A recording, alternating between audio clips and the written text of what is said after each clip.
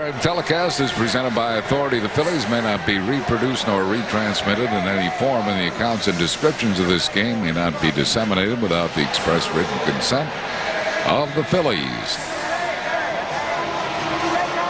Raining ever so lightly now at the start of this game. Phillies getting ready to take the field. Vincente Padilla not only is 8th in the league in ERA at 2.96. His home ERA is a very blistering 1.80. He has been something. There's no doubt about it. And after last night's extra inning game and the bullpen being used so much, probably couldn't ask for a better guy to go out there, as he has been giving Larry Bowa innings, and that's what he needs. Dick Littlefield Club is here, 56 strong. Larry Wentz, Mike Squires, and all the Dick Littlefield Club are here as the Fightings take the field for Game 2 of this series. Let's check out Jerry Manuel's starting lineup for the Chicago White Sox. He'll have Kenny Lofton in center field leading off. Tony Grappanino third base bats second. Maglio Ordonez in right field bats third. Paul Konerko, the first baseman, hits fourth. Jose Valentin, the shortstop, bats fifth. Ray Durham at second base hitting sixth. Jeff Leifert, the left fielder, will bat sixth. Mark Johnson catching, or rather seventh. Mark Johnson catching, hitting eighth. And John Garland, the pitcher, will bat ninth. Facing 24-year-old Vincente Padilla.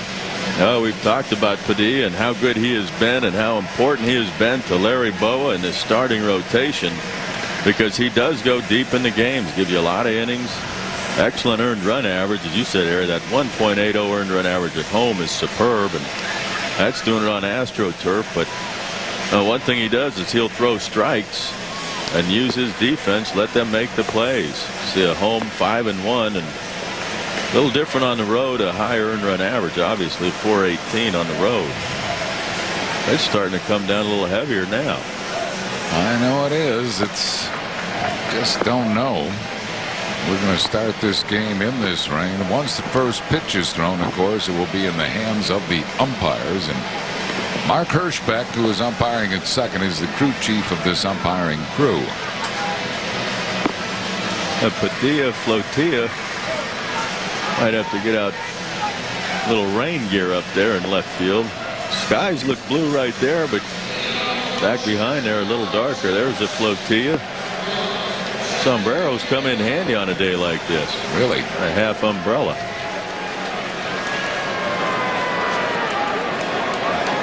Last outing for Padilla. Didn't have his great stuff. He was in trouble a lot, but he always seemed to make the pitches to get out of the trouble he was in. That's a sign of a good pitcher. Yeah, it was really a gutsy performance by Vincente as Kenny Lofton leads it off, hitting at 282. One strike to Lofton. Lofton, a six-time All-Star.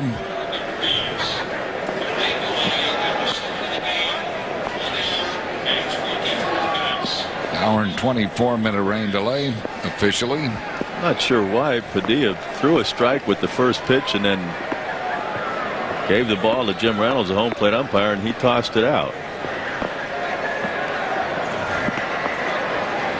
Something got away out in right center. Giambi went over and picked it up.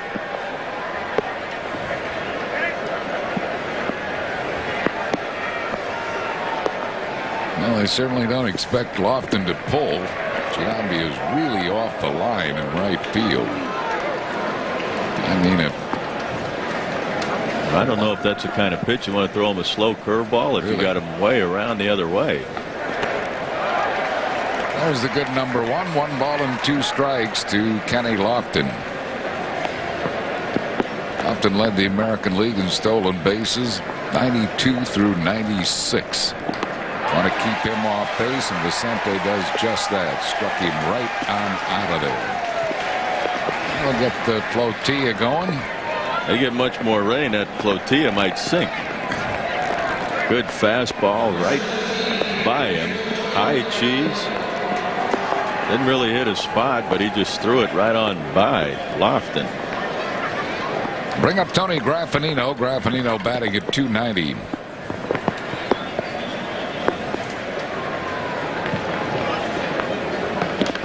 Send our get well wishes tonight to Sarah Long, longtime Phillies fan, Upper Dublin Township civic leader, who's recovering nicely from recent double knee replacement surgery. Our very best to Sarah Long.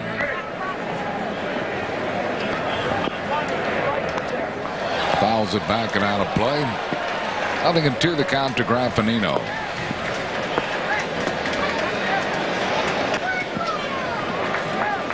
Sox starter John Garland finishes his warm-up pitches and heads to the dugout. 0 for 6 last night for Graffinino.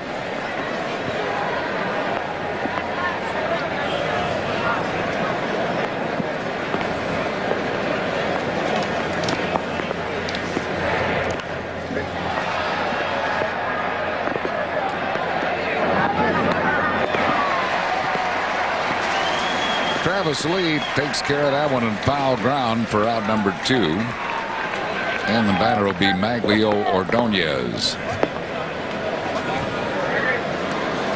Ordonez hitting at .306, 11 homers. He has knocked in 46.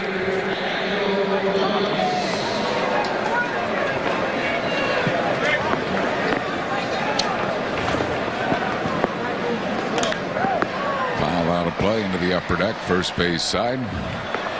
1 strike to Maglio Ordonez.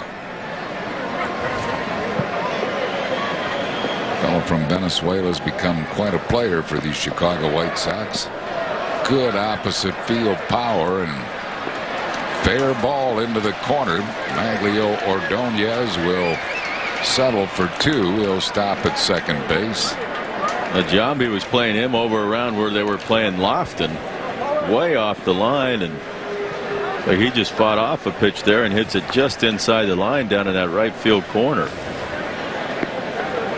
Almost an inside out swing and just fair down there. Jambi had a long ways to go in the rain.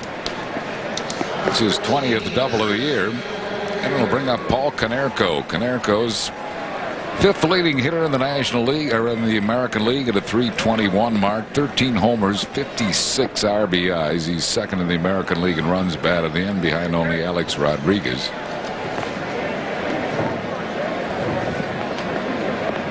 Padilla has never faced the Chicago White Sox.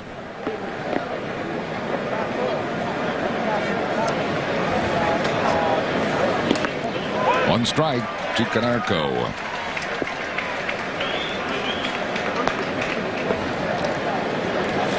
Konerko was originally a first-round draft pick of the Dodgers in the '94 draft. Then he went to Cincinnati along with Dennis Reyes, and the deal that sent Jeff Shaw to Los Angeles.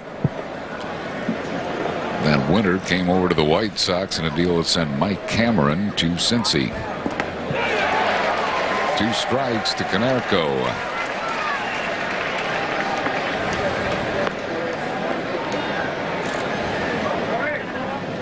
Frank Thomas, the big hurt, is not in the lineup tonight for the Chicago White Sox. They play both Konerko and Thomas in the American League when they can use the DH, but in this case Thomas played last night. Konerko sat it out. Konerko playing tonight.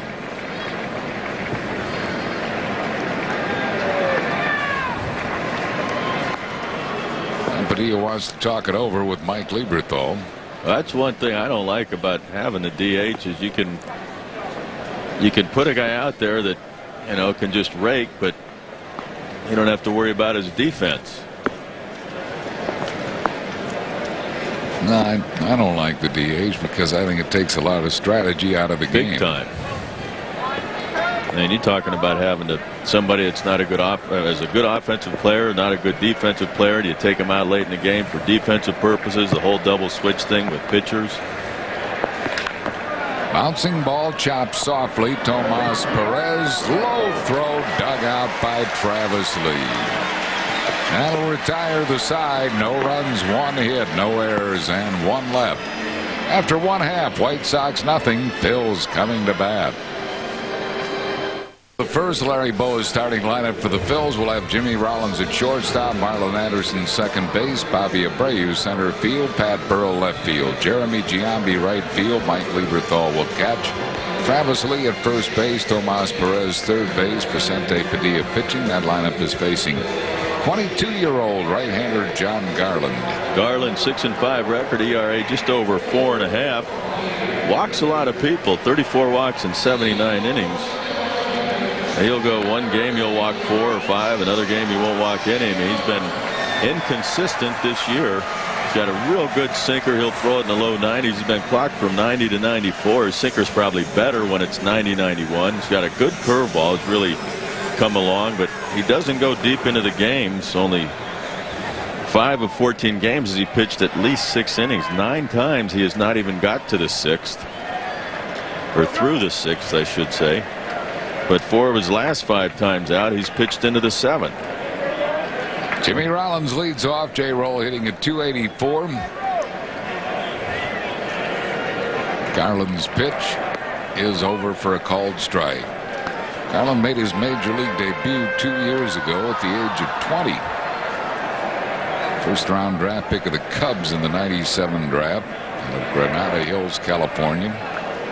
Traded to the White Sox across town in July of '98 for Matt Karchner.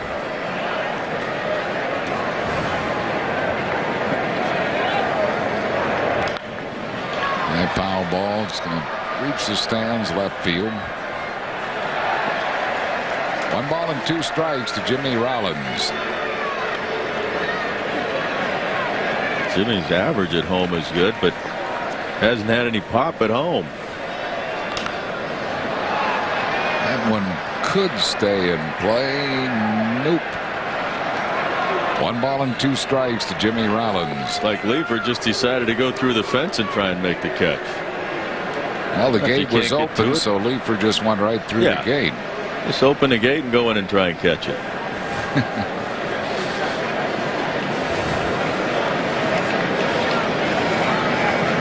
Third base umpire Paul Schreiber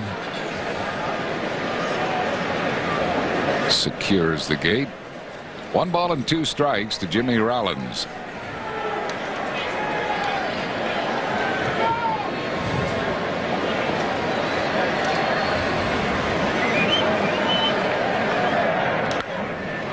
Another one.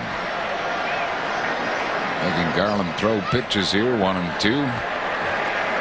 86th birthday wishes tonight to Gene Sparrow, Stratford, New Jersey. From children, grandchildren, friends, and from us to Gene Sparrow in Stratford. Celebrating her 86th. A good pitch there by Garland after he's fouling off those sinkers away, and behind him. The only really one pitch to throw is to come inside with the fastball, and he did just that.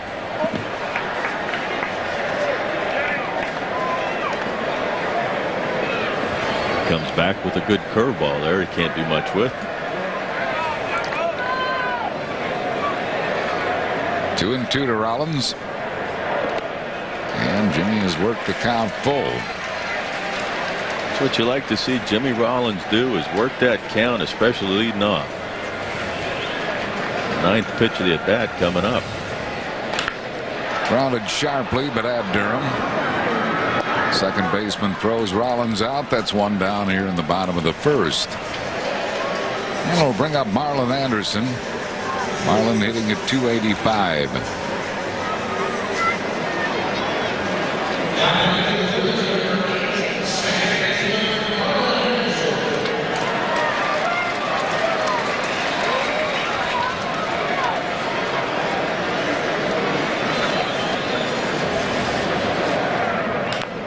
Chops softly. Garland backhands.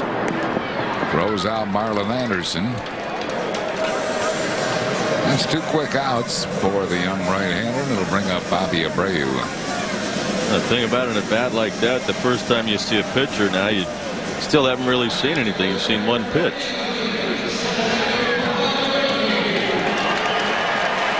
Bobby Abreu hitting at 303. Had a 10-game hitting streak halted last night.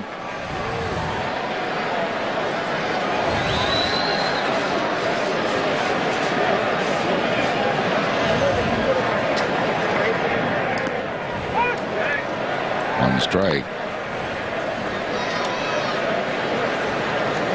Still had a good month even with that 0 for last night. 365 in the month of June.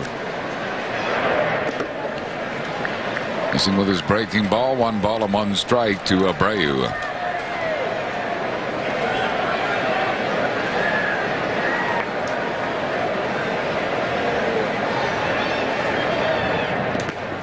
Wide.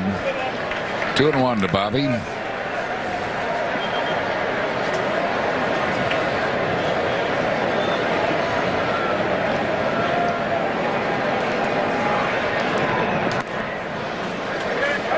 Ball's behind him, 3-1.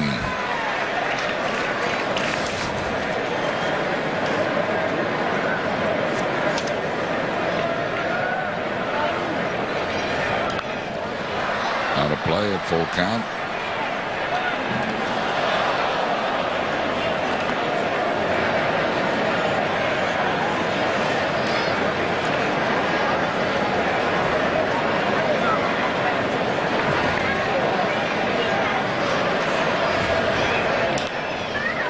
Grounded to Graffinino at third.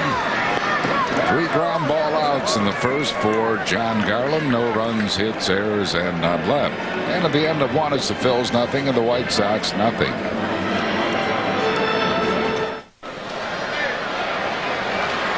Jose Valentin. Nice play by Tomas Perez right in front of the screen. Valentin is right in front of the fence, I should say. Valentin is out on 1 pitch. Slaps a high 5, or actually a low 5. That fan right there. Somebody right in front of him started to reach up and grab it. He stays with it. There you see him, and then this guy right behind him after he makes the catch. Tomas turns around and gives him 5. Here's Ray Durham, the switch hitting second baseman, batting at .271. And well wishes tonight to Evelyn Shelton of Northeast Philadelphia, loyal Phillies fan. Hope Evelyn's feeling better real soon. Barbara Sutton of Westbrook Park, celebrating his 70th birthday on this June the 19th. Nothing game here in the second. 2 balls and a strike to Durham.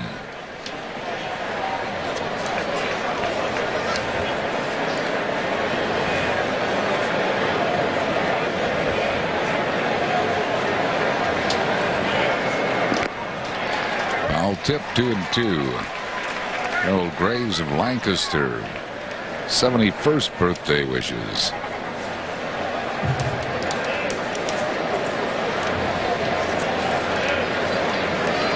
Two and 2 to Durham with 1 down. Slings it into left field for a base hit. Pearl gets it back into the infield. Hit number 2 given up by Vincente Padilla. And bring on Jeff Leeper. And Durham just fisted that ball off. Padilla actually wanted the fastball away, a 2-seamer, and he got it inner half, and Durham just fought it off, bloops it into left. Leeper was a first-round pick of the White Sox in the '95 draft. Hitting just .177. Does have some power. He had 18 home runs last year. We'll have to watch Durham down at first base. Durham has stolen 16. He's only been thrown out twice. And he's got that lead foot well out on the turf. A lot of times guys when they get a big lead, you just barely get that foot on the carpet, but he gets his right foot out there pretty good ways.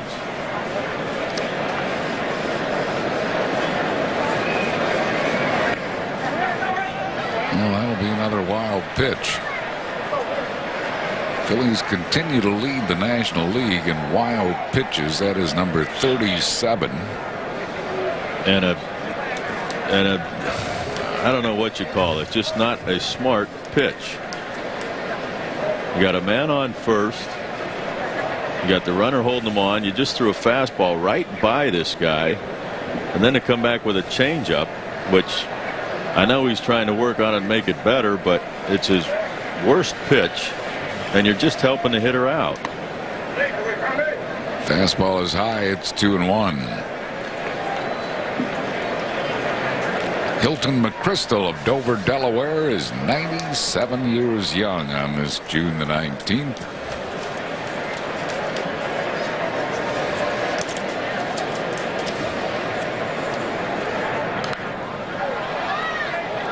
Two and two the count to Leefer.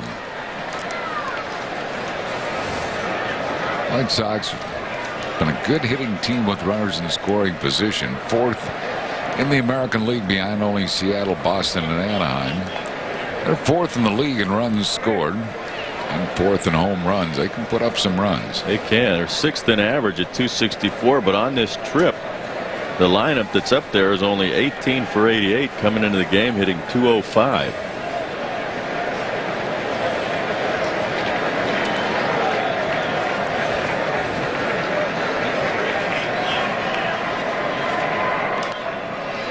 Driven foul on the left field side.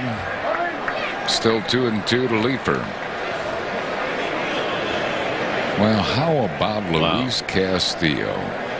Singles in the sixth inning, a 33-game hitting streak, tying Rogers Hornsby for the longest hitting streak by a second baseman in Major League history.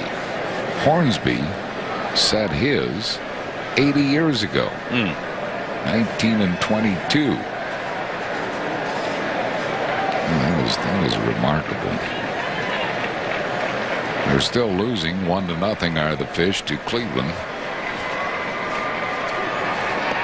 Oh no, there's another wild pitch.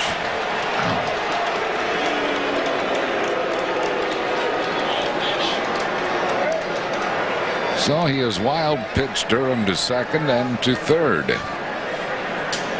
Well, he wants this fastball in. He just looks like it cuts way in. First thought, I thought it was a pitch that Lieberthal could have caught, but that ball broke, almost hit Leefer, and that was, you see it breaking there. I don't think Lieberthal was even able to see it with the way it was breaking. Probably got reaching out for it, distracted by the hitter a little bit. See the wild pitch leaders in the National League. Not a category you want to lead the league in. But he ends up blowing it by Jeff Leefer. Strikeout number 2 for Vincente Padilla. 2 down here in the second, and it'll bring up Mark Johnson, the catcher.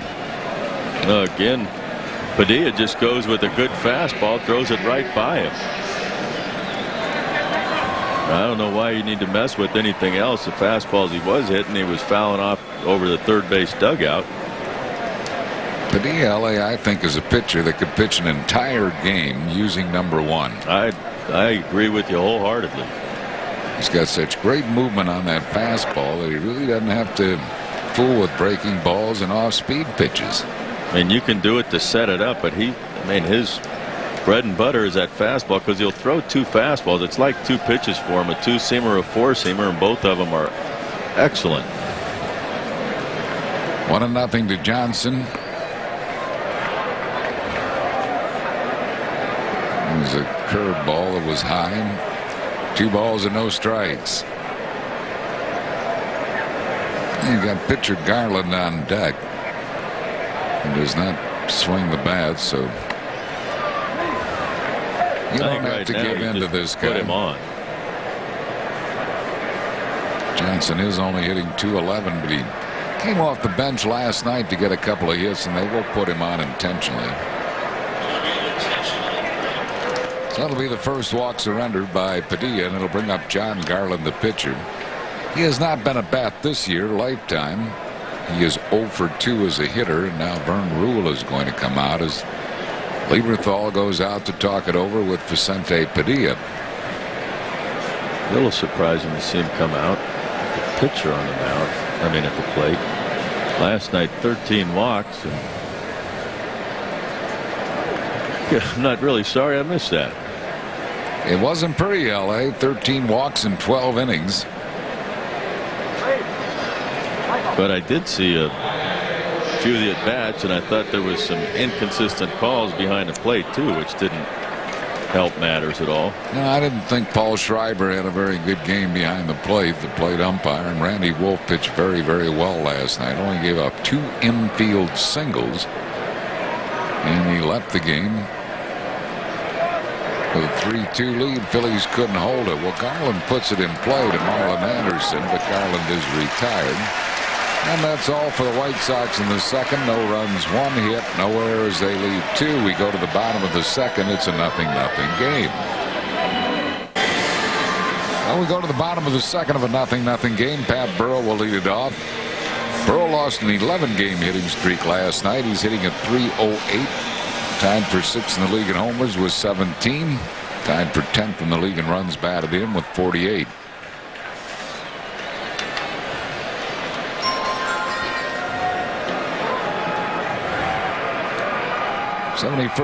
First birthday wishes tonight to Anthony Joe Bananas Daptala of Philadelphia.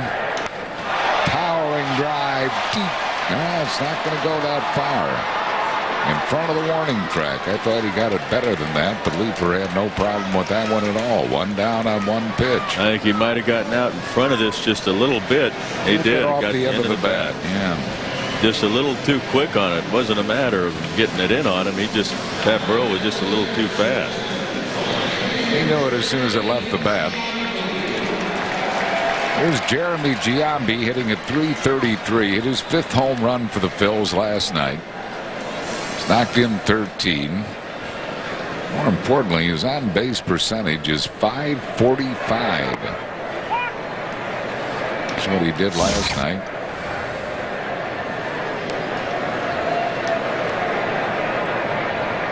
Took a walk, among other things. Yeah. But he's in the hole now, 0-2. He took 2 walks actually last night. He has walked 20 times in the games he has played for the Phillies. 1 ball and 2 strikes.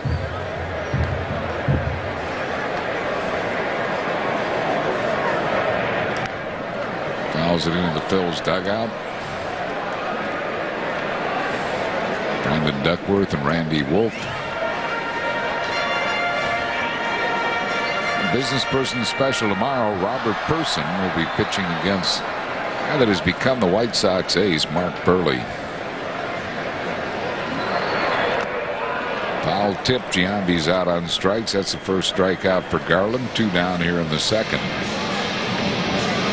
A BP special tomorrow, courtesy of Citizens Bank, is at 105. Make your plans to be on hand tomorrow. Robert Person goes against Mark Burley.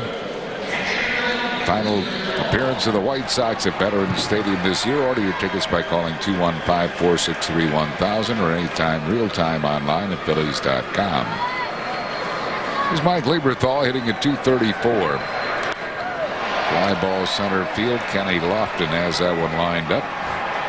Another 1-2-3 inning for Garland. No runs, hits, errors, and none left.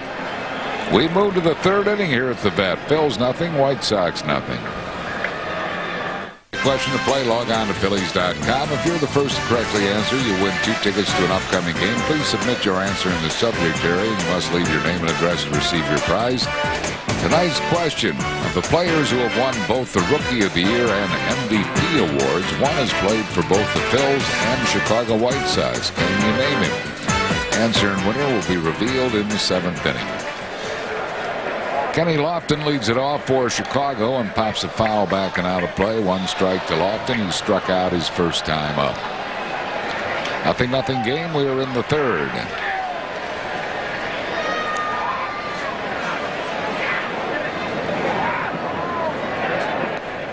Our best for a speedy recovery to Lee Dalla Piazza of New Tripoli, Pennsylvania. Lee's feeling better real soon. High ball left field. Pat Burrell puts this one away. 1 down here in the 3rd. It'll bring up Tony Graffanino. Fireworks are coming Wednesday, July 3rd when the Phillies play the Mets, and Friday, July 5th when the Phillies play Montreal. Both games at 7:05, followed by the spectacular aerial fireworks show courtesy of Citizens Bank. Largest aerial fireworks show on the East Coast. Order your tickets for Phil's baseball and fireworks. Call 215-463-1000 or online at Phillies.com. One strike to Graffinino.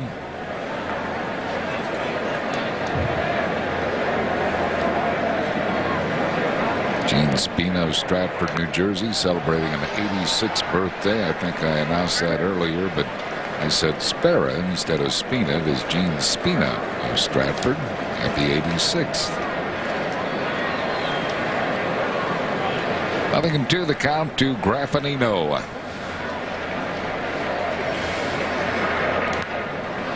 Out of play. Still 0-2. LA, I trust Angie's graduation from high school went well yesterday in Seattle. Yeah, it went very well. Very nice. Had a good time. She's on her way to Holland right now. Is she really? Depending on a school trip? Controller strike. Now she went with 3 girlfriends after the graduation. They just jumped on a plane and Graffinino is rung up. 3rd strikeout, out number 2. Well, she must have a nice daddy. Yeah. Fastball right there. Graffinino just looks at it. Yeah, she went up to Canada and took a flight out this afternoon. Hopefully she took a flight out. I don't know about the air controller strike in Canada. Ground ball to shortstop, and Maglio Ordonez is retired. A quick 1-2-3 inning for Padilla. No runs, hits, errors, none left. We go to the bottom of the 3rd. Phil's nothing. Chicago nothing. And an hour and 24-minute rain delay at the outset of this game. Youngsters still with us, as are the elderly. To see Phillies baseball here as Travis Lee tries to bunt his way on, bunting foul. Travis is the only one of the 3 Phillies who had hitting streaks that extended his last night. He extended it in a big way. Boy. Upper tank home run. He now has a 10-game hitting streak.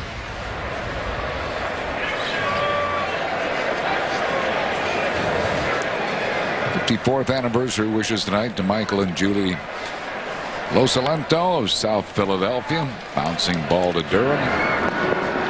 Lee retired, 1 down. They'll bring up Tomas Perez.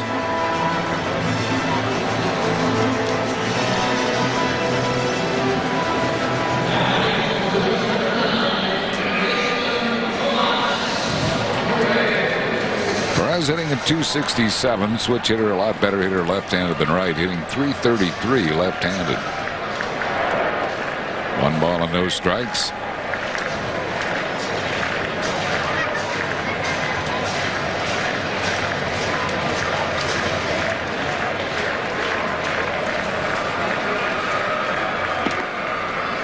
Two balls and no strikes to Tomas Perez.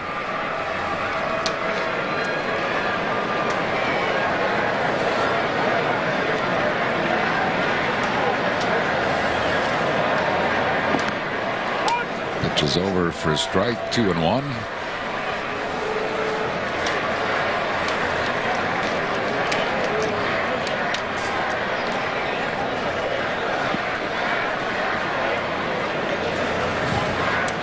Bottom of the 3rd of a 0-0 game.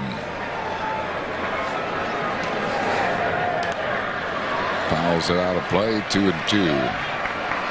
Birthday wishes to Joe Rubo of Southwest Philadelphia, celebrating on this June the 19th.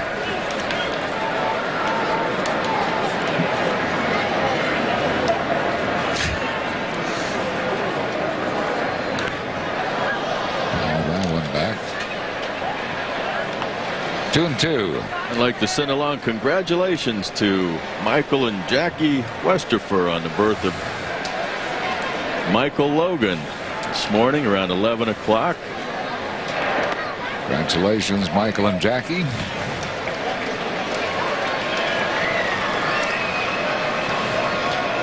Vincente Padilla waiting on deck. Full count now to Tomas Perez. Fouls this one off the top of the screen. So that Michael and Jackie will have brought in a new Griswold into the clan. The newest member.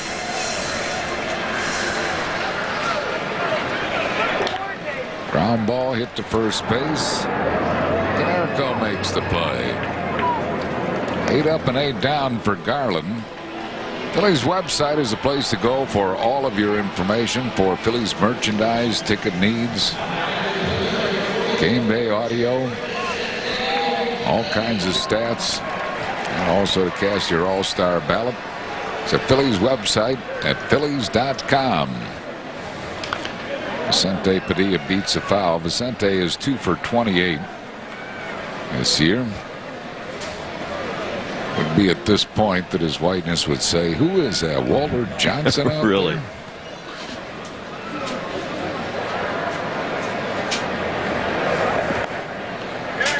One ball and one strike to Padilla.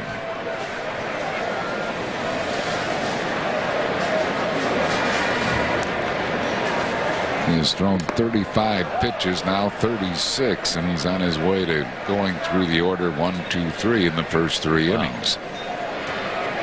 And that was throwing 9 to Jimmy Rollins to lead off the game.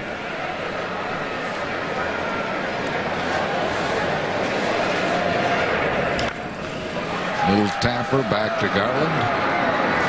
And he's 9 up and 9 down in the first 3 innings. No runs, hits, errors, and none left. Chris Wheeler will join Larry Anderson in the 4th. At the end of 3, Phil's nothing, White Sox nothing.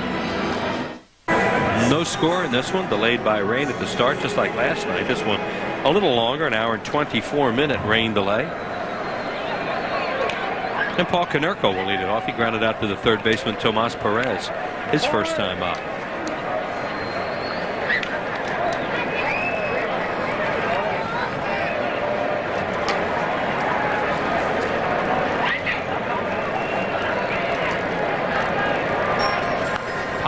On the first pitch. Who wants it? Perez, Rollins, Tomas staggers under it and makes the play. 1 out. Welcome back, Andy. Thank you. Tomas, Jimmy Rollins just kind of back out of the way and lets Tomas take charge of it. Yeah, well, once you call him off, you see Jimmy go, hey man, you called me off that, you know. Talking to Marlin now about it. It was a little easier play for Jimmy Prouty, but Tomas made the call and had it all the way. He is very energetic out there, is Tomas Perez. Jose Valentin, a strike call. Can't replace Scott Rowland. I mean, he's as good a third baseman as I've ever seen. But to put Tomas Perez out there when Scott can't play, he can make the plays. Down low, 1 ball and 1 strike. Said he made a couple of plays last night after Scott came out. He did. He made 2 in a row, Andy. 2 charge plays that he had to throw on the run, and he made them look easy.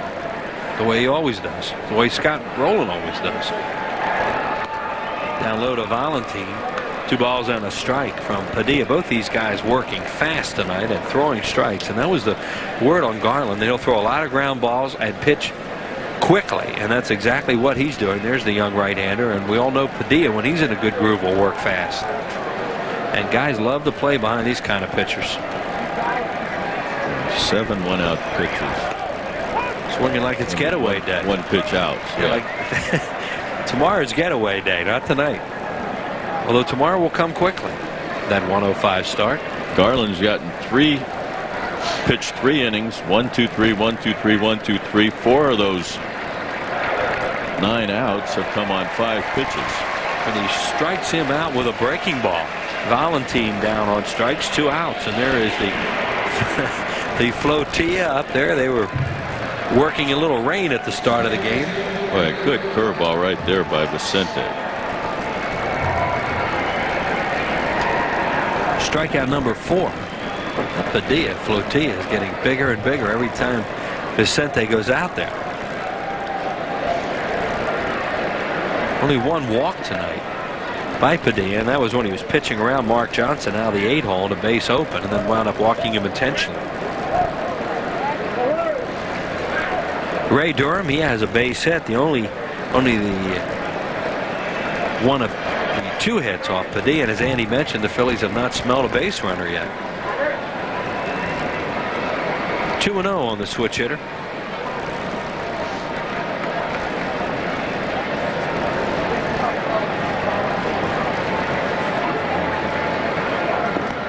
Three and 0.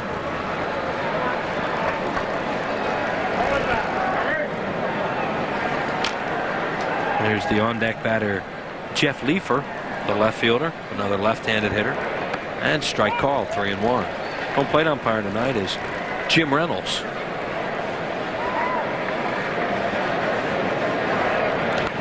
Right back to Vincente. Over to Travis Lane. Another 1-2-3 inning for him. He's had 2 in a row. No runs, no hits, no errors, and nobody left on base. Still no score. Tomorrow night, it's Comcast Sportsnet's heads down ashore to find the latest hot spots to golf, find out which courses are the best and why this is a great location for a golf vacation.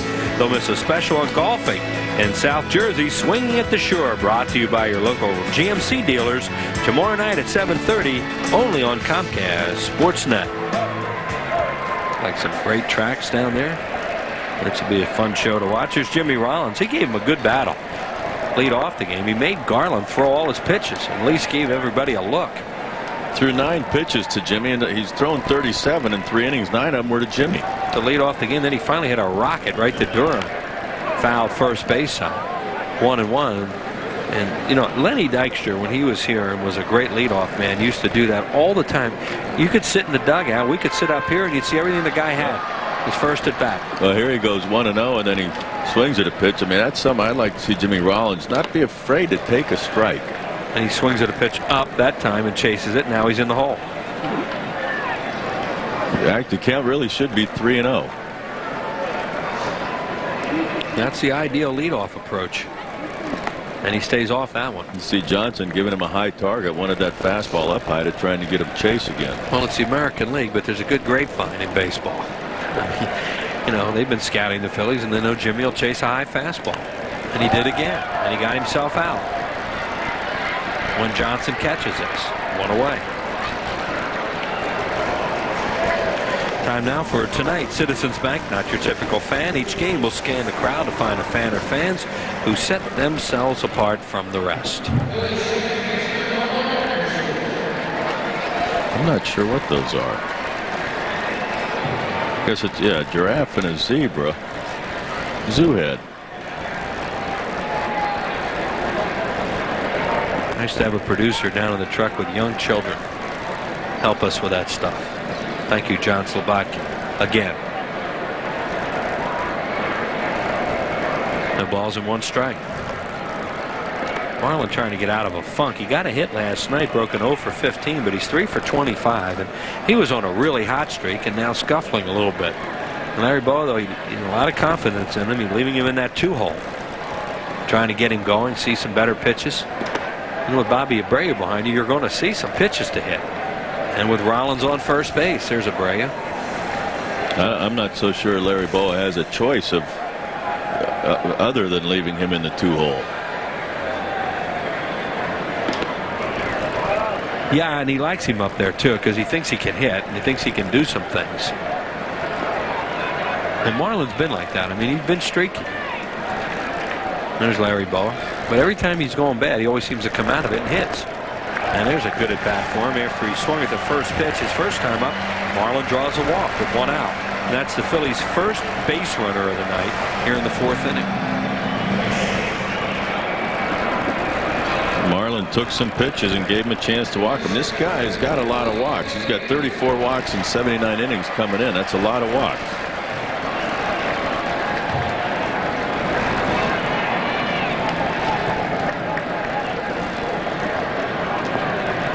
Bobby Abreu, the batter, is hit safely in 10 out of 11. Lost a hitting streak last night. Grounded to third his first time up. First pitch to him is over for a strike.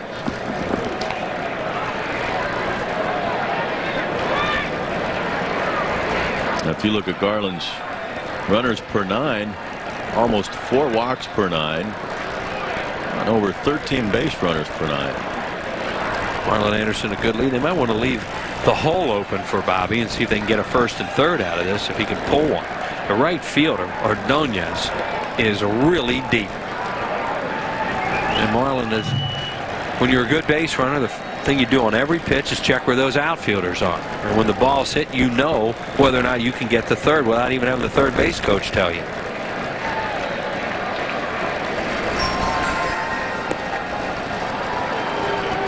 And basically in this situation, anything hit in front of him, he sees, he can see, and he knows his speed better than anybody. The one guy he's got to worry about, like you said, well, that right fielder is very deep. He's got to be aware of that and know that he can go first to third on a base hit to right. There you see the shot of how deep Ordonez is. Way up and in. A ball and a strike on Bobby with Pat Burrell on deck. Best wishes tonight to Andy Zeal, just out of the hospital, be 86 real soon. Great Phillies fan watching the ball game tonight. So, Andy, glad to have you out of the hospital watching the ball game, and hope we have a good one for you.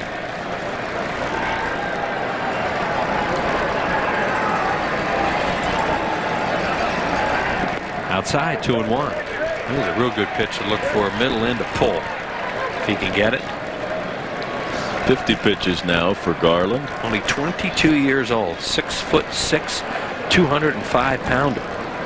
A #1 pick of the Cubs, who they traded over here for Karcher. That's a strange trade, Matt Karcher. They made that deal when we were in Chicago one time. Grounded in the hole, a base hit. The Marlins will have to stop at second, but the Phillies' first hit of the game by Bobby Abreu. 2 on and 1 out for Burrell. Pat hit that first pitch or that ball last time, Andy, right off the end of the batter. He might have had an upper decker. It was a good pitch for him to hit as Bobby Abreu gets his sinker. It's up a little bit, but ahead in the count just goes that way with it, hits it in the hole. You know, when Burrell hits the ball, you know when it's hit hard. It wasn't like it got in on him or he got fooled on it. He was just too quick on the fastball is all it was. Just got it off the end of the bat. Giambi on deck. Phillies trying to score first tonight. They led in that ball game last night, 3-1. But it got tied in the 9th and then dragged all the way to the 12th inning. Takes a strike. Good pitch on the outside corner.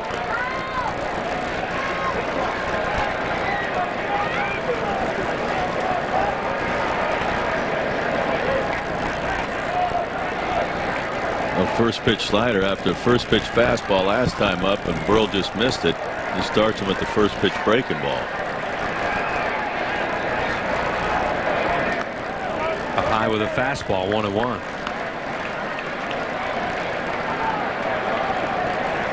Burrell has done a very good job with runners in scoring position at 304. This is where Garland has most trouble. Runners in scoring position, they're hitting 294 off of it. I should say the American League is, or opposing teams are. That's a double play ball. 6-4-3, and out of the inning is Garland. No runs, a hit, 1 left. We're through 4, no score.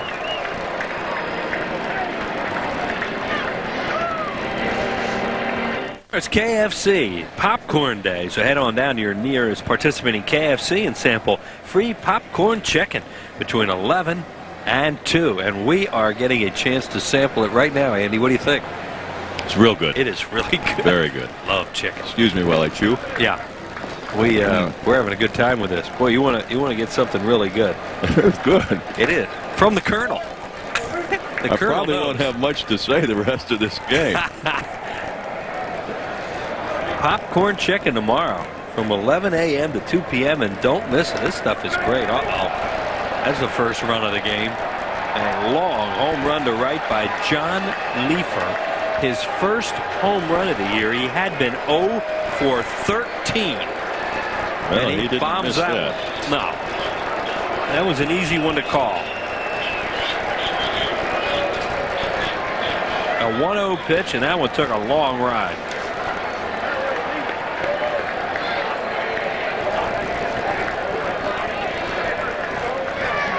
He's trying to come inside to him, and the ball just tails back waist high over the middle of the plate. And I think when Padilla comes inside, he generally throws a 4-seamer. That looked like it was a 2-seamer that came back over the middle. 6th home run ball of the year by Vincente Padilla. And Leefer's first of the year. Carlos Lee was in left field last night, but with the right-hander Padilla going, Jerry Manuel's using a lot of left-handed hitters, and it certainly pays off right there to give them a 1-0 lead.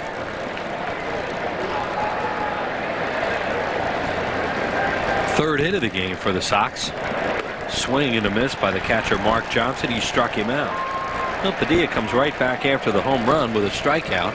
And home run hit there by Leefer. And the pitcher will bat, John Garland. He grounded to Marlin Anderson his first time up with a couple men on base.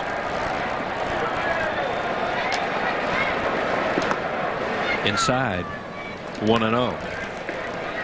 Kenny Lofton on deck out of the leadoff spot. And he grounds one to short, cut off nicely by Tomas Perez. Throws him out, 2 away.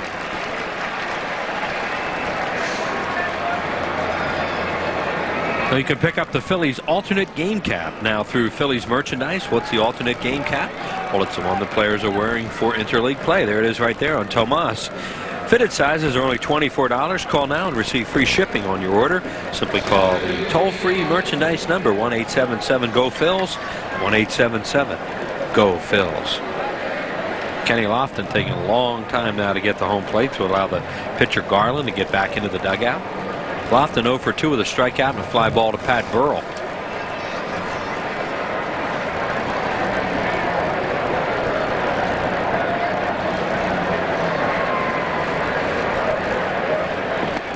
And he takes a pitch, fakes a bunt. That got Perez charging down the line from third.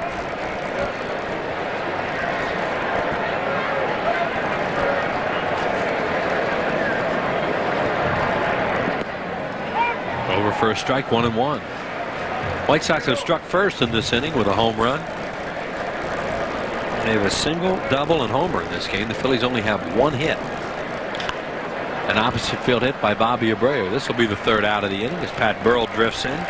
That'll do it, but a leadoff home run by Jeff Leefer, the left fielder. There it is right there. 1 run, 1 hit. Nobody left on base. It's 1-0. The Pailhose. Knight has a sore ankle, so out for this game, possibly tomorrow, and will be reevaluated day to day with that ankle sprain. So we certainly hope that he gets back in the lineup soon. Jeremy Giambi, the batter, he struck out his first time up. Now we're on the subject of food. Thank you to Maureen Lafferty from Doylestown, Kathleen's mom, who works here at the ballpark, for sending cookies, popcorn, chicken. Oh, That's a tie game. ho ho!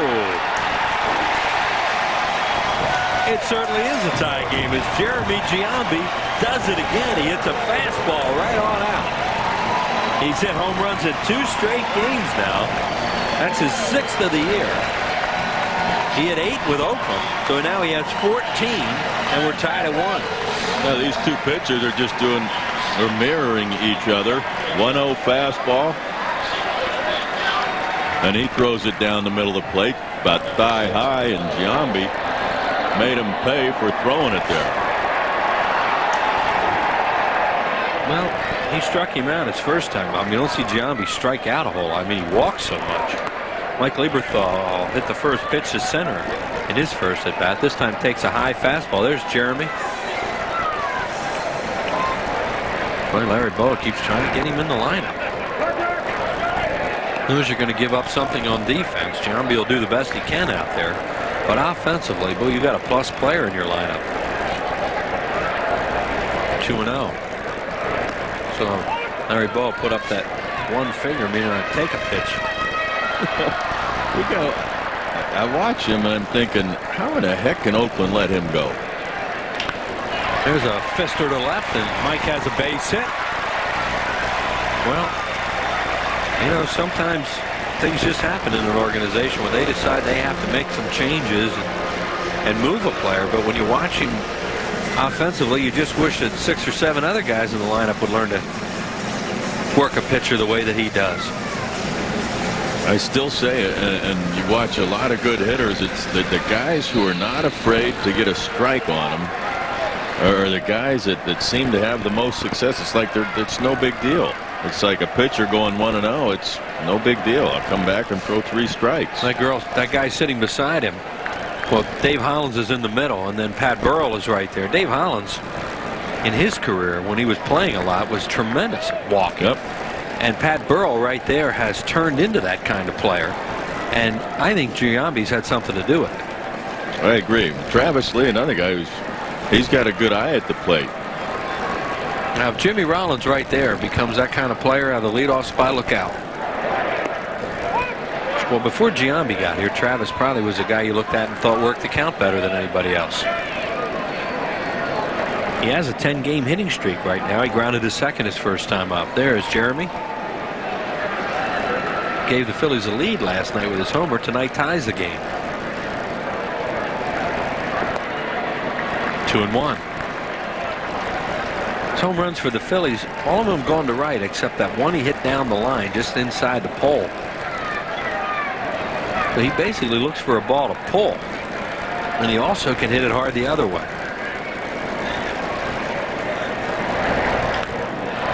Fly ball to center field, playable for Kenny Lofton. He's right there, puts it away, 1 out.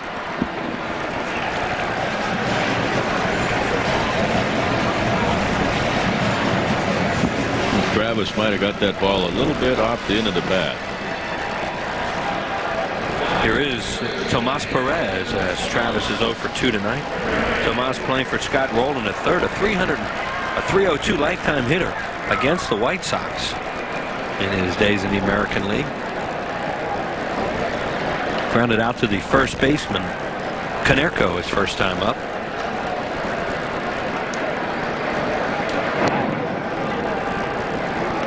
Big 6'6" right-hander throwing over to first, although the guy over there right now, Mike Lieberthal, unlikely to run.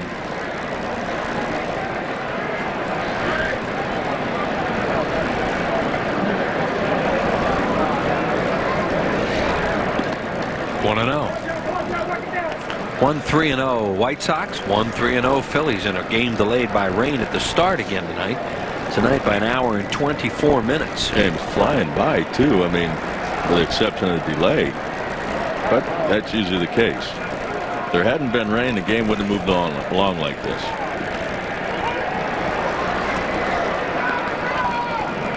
One ball and 1 strike. I hope the sheriff is downstairs right now, Frank Kopenbarger. It's too late. It's already been delayed an hour now. I said that one time about the game moving along, and of course things that. But that's during the game when there's no delay. You've already had the delay, so you can't jinx it. He will leave you a message, and I hope it's the same tone I got. 1 ball and 1 strike.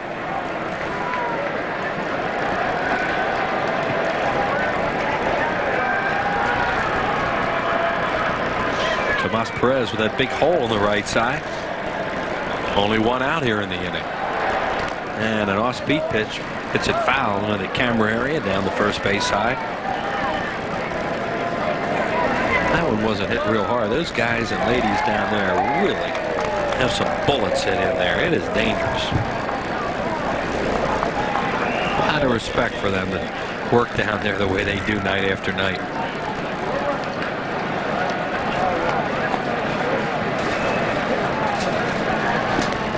Missed outside. Throwing Tomas Perez some off-speed pitches, breaking balls, change-ups. He basically, his best pitch is a sinking fastball, and he's gotten a lot of outs on ground balls tonight, has young John Garland. It's obviously his bread and butter, but he's thrown some pretty good curveballs too. And a foul back. Our buddy Paul Bogle's at the game tonight from the Fudge Kitchen down ashore. Down ashore. And he dropped a lot of stuff off for the people around the office, so we thank Paul for that. It's always good to see him, have him in the ballpark. We're going to get down there and meet him one of these days. Really? One of those golf courses down there and check out the Fudge Kitchen. 2 balls and 2 strikes. Fly ball, shallow center field, long run. Now the shortstop Valentine's going to go back and take charge, and he makes the play. It was a long run for Lofton. You can live your Major League Fantasy. Join legends like Larry Anderson, my partner, John Kruk, Mitch Williams, Dallas Green, Greg Luzinski, many other great ex-Phils for the ultimate baseball trip. It'll be January the 29th, February the 2nd, 2003. And where will it be? One of the great places in America, Clearwater, Florida. 610-520-3400. That's 610-520-3400. You must be 30 years of age or older. There's limited enrollment, and you must understand you have no chance of receiving a major league contract. And you will find that out real fast. Yeah. Vincente takes ball one, and now a strike, 1-1. We've actually had that happen over the years down there where guys came down. So I will make your club. Okay. Can I get a tryout? Yeah. Yeah. And go ahead. Check out one of those tryout camps. This is for fun. And it is a lot of fun. So come on down next year. You'll have a great time. 2 balls and 1 strike to Padilla.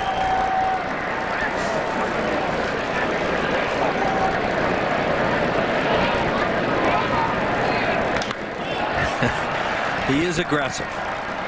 Fouls it way out of play down the right field line.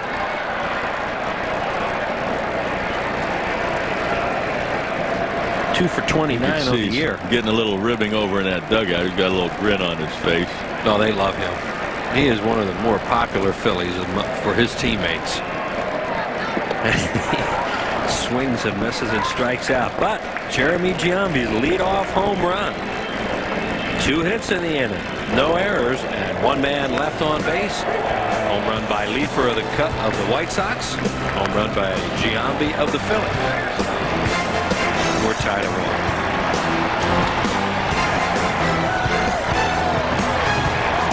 After interleague play ends, the start of the month will bring the division back into play. The New York Mets Montreal Expos coming to the Vet Monday, Tuesday, Wednesday for the Mets. Don't forget Wednesday, July the 3rd, 7:05, the first of 2 Citizens Bank post-game fireworks show. The other one coming up on Friday, July the 5th with the Montreal Expos, and then on Sunday with the Montreal Expos at 1:35, Acme Oreo Phillies team card pack.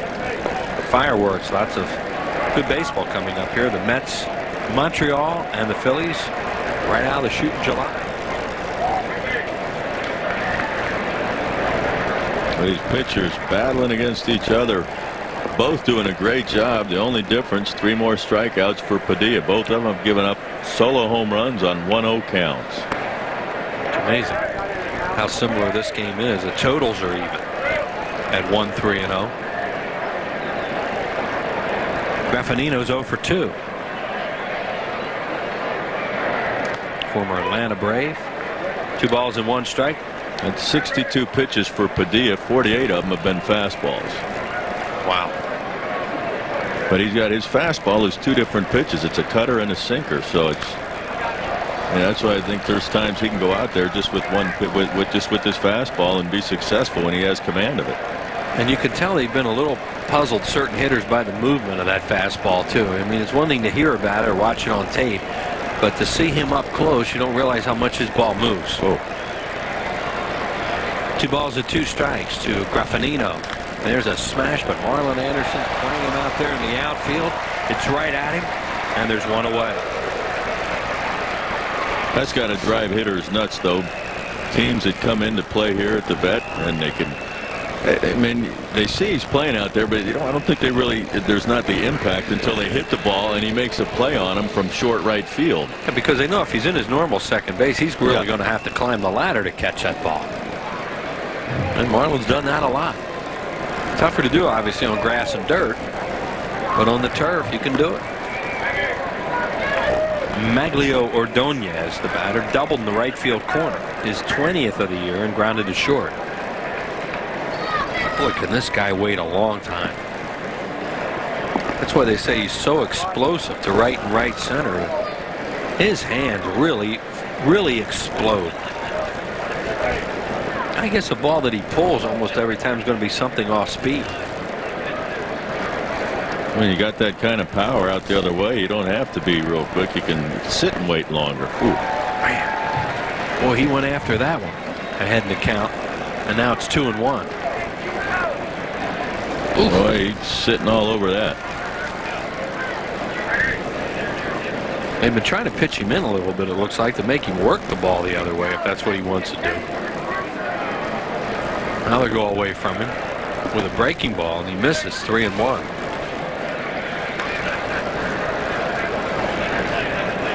Well, he definitely goes to right field. Left field and right field, not that much up the middle. And those center field hits, I bet a lot of them are right center. Good sinking fastball there from Padilla, and he swings over it. A full count. He's got a cripples to swing at here, and look at the movement. Now this sinker right here, wow. I mean, Ordonez, out of Padilla's hand, he had to think he had a fastball to hit. And he walked. And that is walk number 2, the first unintentional walk issued by Padilla tonight. That's what just killed the Phillies last night. 13 walks. And now Paul Konerko will bat, second in the American League with 56 runs batted in coming into the game tonight. See, he's 0 for 2 with a ground out and a pop-up. Frank Thomas started the game last night at first base. Konerko came in as a pinch hitter. And what did he do? He walked.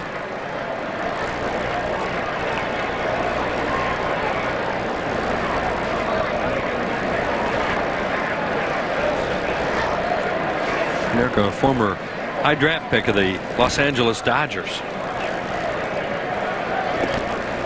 On the inside corner, a called strike. Jose Valentin waits on deck, a switch hitter. And he really struggled with the Dodgers, and then when he came over to the White Sox, he just started turning it on. He was with the Reds for a little while too, and it didn't work out there. But since he's come over here, as you say, Andy, he's really found a home in the American League and has become a power hitter. Off-speed pitch, and he's way out in front of that. 0-2. Breaking ball. Well, fortunately, he was out in front because Padilla left this one up a little bit. Or a lot. That was too much of a hanger. Yeah. Well, they got his eyes up there. Maybe they'll go downstairs now with that sinker. Looks like that's what they're going to do. Jammed him. Little pop-up in the infield. Jimmy's right there, and Rollins puts it away. 2 outs. Faked like he was going to drop that ball. And Konerko right on the thumbs and gets jammed. No, he does get this ball up, but it runs right in on his belt, on his hands, and he knows it. Nothing like movement on your fastball, Andy, when you miss your spot, huh? Unbelievable. Here's all the difference in the world when you have that movement. If that ball's straight, it gets crushed. Right. That's why sometimes you can get away with a pitch when you have the kind of movement he has. Valentin, the batter, he has popped up to Tomas Perez. A nice running catch down the third base line in foul territory and struck out. The guy we first saw with the Milwaukee Brewers a few years ago. Has real good power left-handed.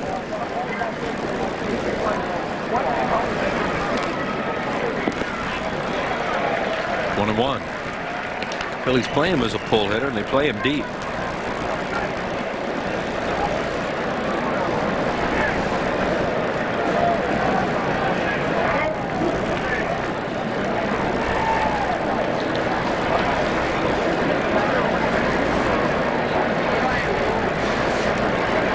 Ball and 1 strike. Inside 2-1.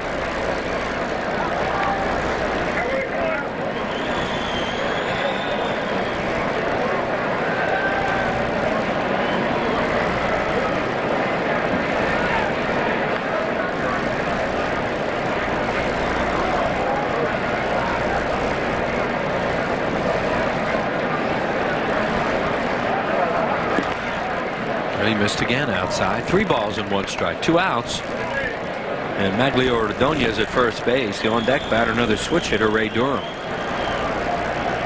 And both Durham and Valentin are better hitters left-handed.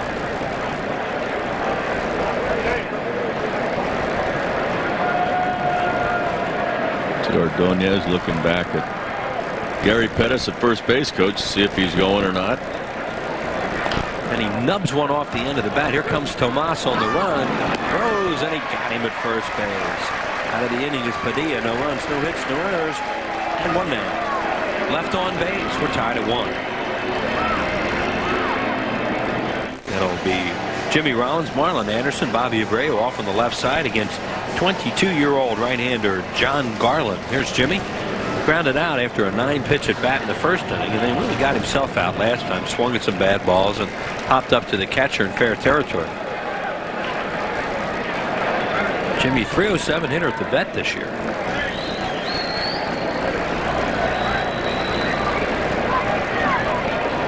And fakes him on a breaking ball. Outside ball 1. Starting with a changeup. That got the third baseman Graffinino's attention. They play him as an opposite field hitter. There you go.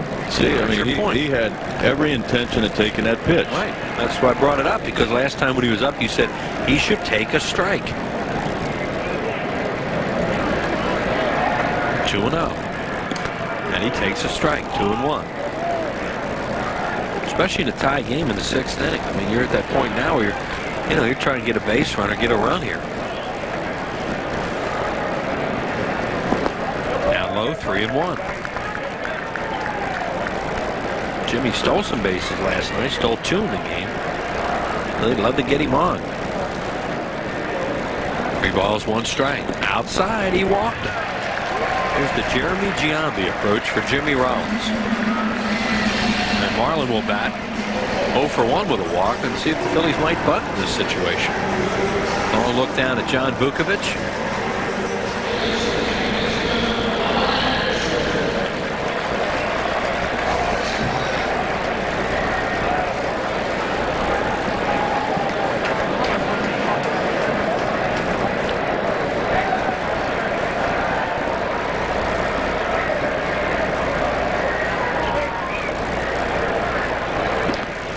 Outside ball 1 to Marlin. And no sign of a bunt. John Vukovich looks in the dugout trying to find Larry Bowa and see if he wants to put anything on. And he goes through the signs at third. And Garland at the end, just a quick little slide step. Yeah, for a big guy, he got the ball at the plate in a hurry.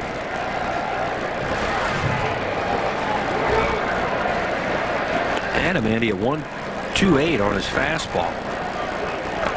On a slide step, so I mean that's pretty good. You go under 1.3, you give your catcher a chance. Yeah, I mean they had him as high as 1.34 on certain pitches, but but for the most part, for a big guy, those are good times. They're hard to run on a time like that. That's what that counts is from the time that pitcher gets in a set position, from the time he starts to deliver to the plate to the time it gets to the catcher. It's the only 4 attempts against him. Lamar is really hard to run on. Burley, left-hander. There's a strike, 1-1. Mark Burley pitching here tomorrow against Robert Person, and Burley had a heck of a year last year for the White Sox, 16-8. And evidently he's a very impressive pitcher.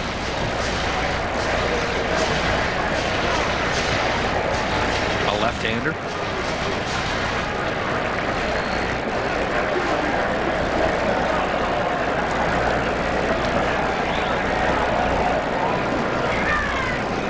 One. Outside, 2 balls and 1 strike. And Rollins showing no signs of running to this point.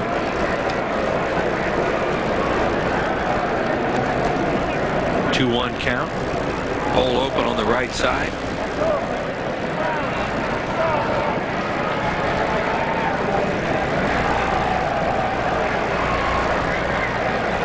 He goes.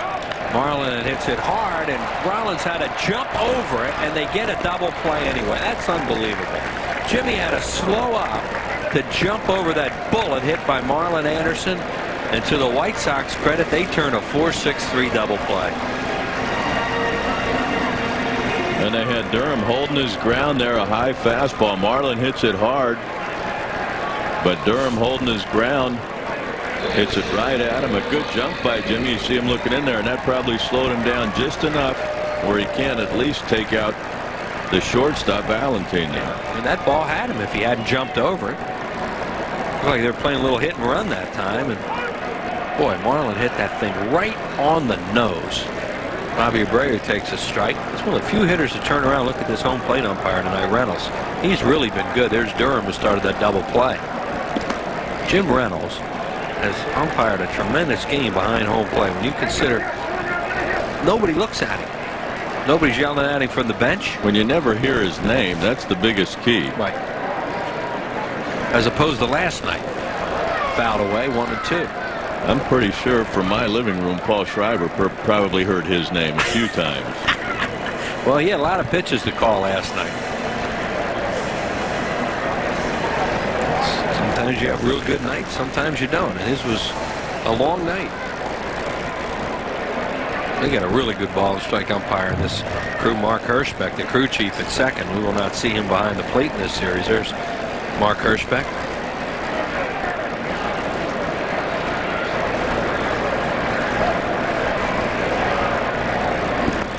Bobby takes it inside. Boy, a hit and run there. It looked like the Phillies were going to be in business, and a snappy double play turned by the White Sox.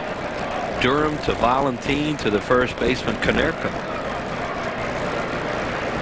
You figure where that ball was. If the other guy's covering, he's covering. They got first and third, nobody out. Well, if it's hit even left or right of Durham, as hard as that ball was hit, too, they have a first and third. But hey, it's the way it goes.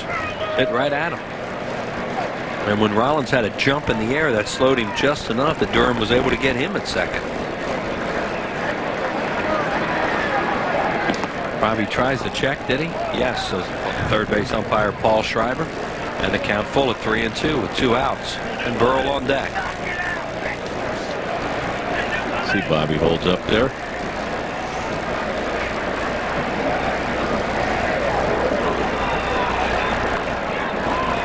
He challenges him here. Outside, he walked. Oh, another walk. 3 issued tonight by the young right-hander. Only went 4 innings in his last start.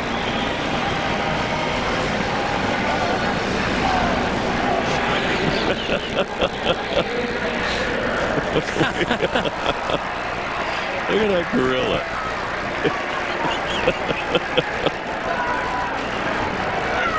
The Chris Wheeler fan club. Really ask that guy not to show up tonight.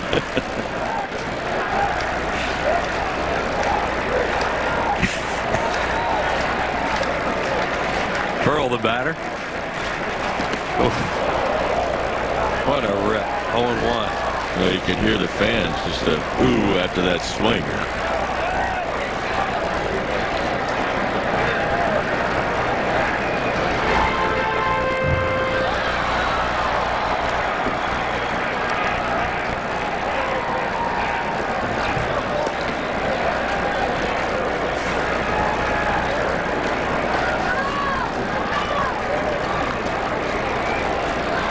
Ball's on a strike.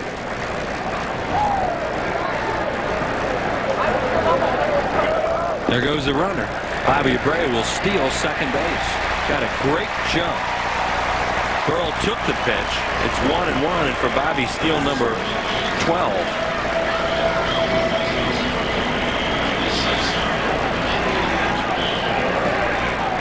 He gets a great jump there.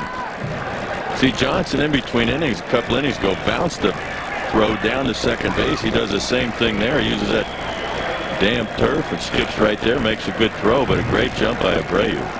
Breaking ball over for a strike, 1-2, and you have to think Burrell saw him go and he took the pitch. Yep. So he's ahead of Pat Burrell with Giambi on deck. Phillies trying to break this 1-1 tie with a runner in scoring position. 2 outs. And Durham jumps in behind Abreu to try and keep him a little closer. Struck him out on a high fastball. So Garland out of the inning, as are the White Sox. No runs, no hits, no errors. Phils lead 1. We are through 6. Tied at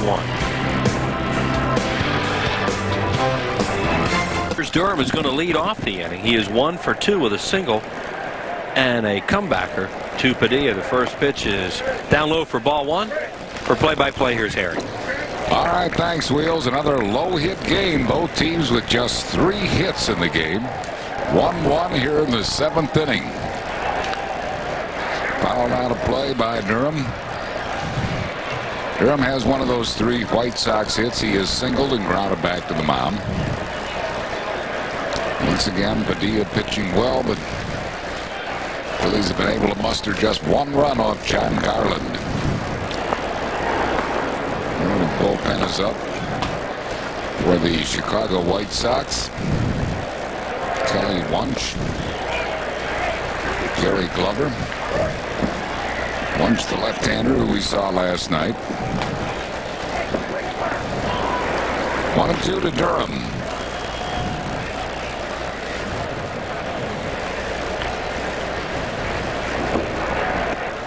Inside, 2 balls and 2 strikes.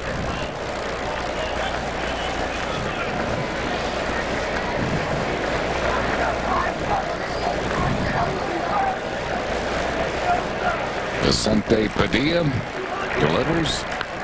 Changeup, base hit left field. So I left the off-speed pitch high. Might have been a curveball, and Durham gets his 2nd hit. The White Sox 4th off Vincente Padilla, and then we'll bring on Jeff Leefer. Here's a pitch. It is a hanging curveball, and Durham knew what to do with it. Took a funny hop on Pat Burrell, but no damage done. And here's Leefer, who has accounted for the White Sox run with a home run. He has struck out and homered, his first home run of the year. This guy hit 18 of them last year, a 27-year-old. First round pick in the 95 draft is Lieberthal. Tomas Perez talk it over with Vincente Padilla.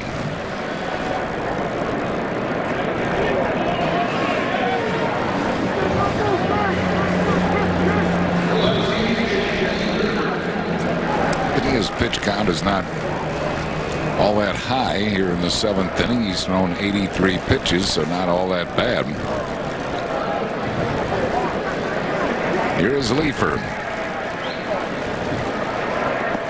Pitch is low, 1 ball and no strikes to Jeff Leefer.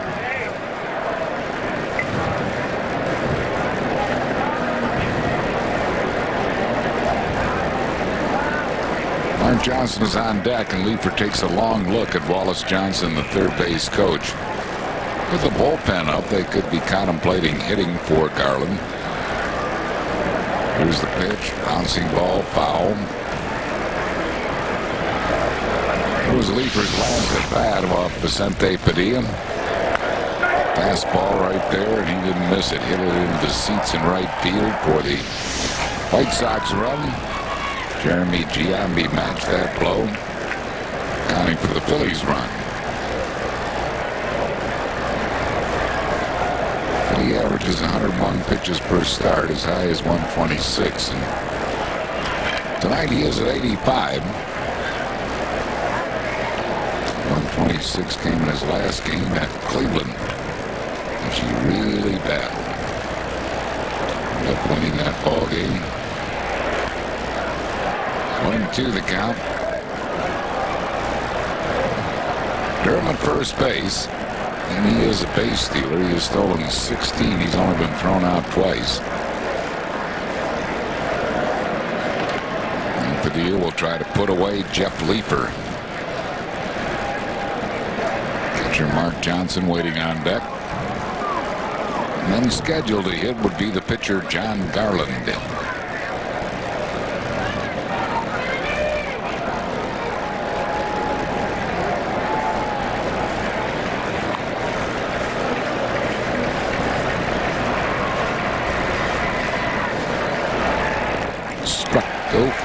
Just got a piece of it, and Lieberthal could not hang on. So Leefer still has a life.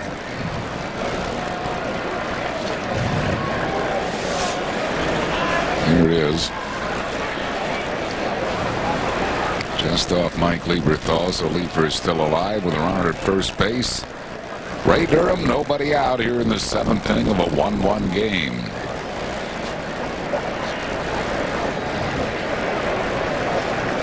Padilla.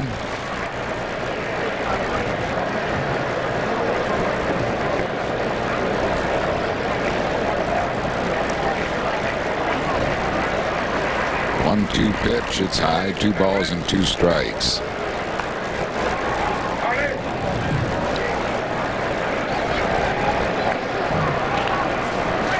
Atlanta's already won their game over Detroit 4-1.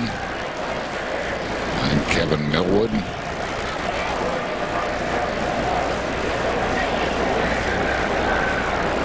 Mets knocked off Minnesota 4-2. Got him with a breaking ball, struck him out. 6 strikeouts for Padilla. 1 down here in the 7th, and it'll bring up Mark Johnson. Good sharp breaking ball to Leifert. Johnson has been intentionally walked, and he has struck out.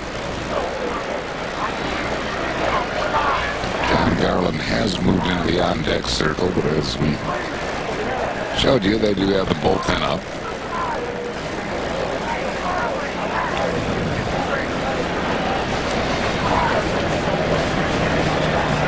Runner goes. It's topped out in front of the plate, fielded by Lieberthal. He throws out Johnson. Moving up to second is Durham. And with 2 outs, Garland goes back to the dugout, and the big hurt. Frank Thomas comes out of the dugout for the Chicago White Sox. Well, they're going to try and get a run here and get ahead of the ballgame because their bullpen is one of the best in the American League and probably the hottest one in the American League. Frank Thomas is batting at .250. 13 homers, 48 RBIs. As a pinch hitter, he is 0 for 2. And Lieberthal out to discuss it with Vincente Padilla. Thomas coming off the bench was not having a Frank Thomas year. I mean, he's hit his share of home runs and all. John Garland finished for the night after pitching 6 strong innings of baseball. 3 hits, 1 run, struck out 3 and walked 3.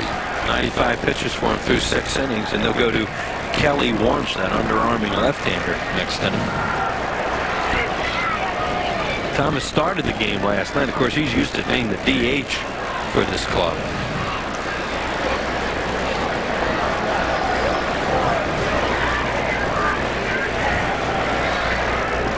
1 strike to Frank Thomas.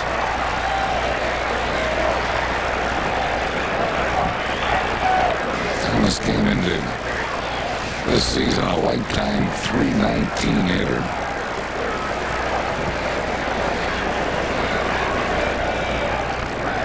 Check swing, and Vicente's in front of him. No balls and 2 strikes. That ball had a lot of movement, and you saw Thomas was trying to get out of the way. There are his career pinch hitting numbers.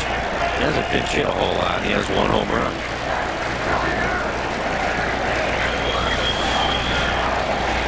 Padilla has a jump on the pinch hitter Frank Thomas. Nothing in 2 with 2 outs. Oh, right down the middle for a ball. This guy's, we were just talking about him, how good he's been tonight. Behind the plate, there have been very few complaints to Jim Reynolds. So let's see where this pitch is. It's high. A little bit high. Yeah. Good down the middle. Jim has called a very good game. Because he hasn't anybody yapping at him tonight, and that's always a sign that the guy's got to have a good game going.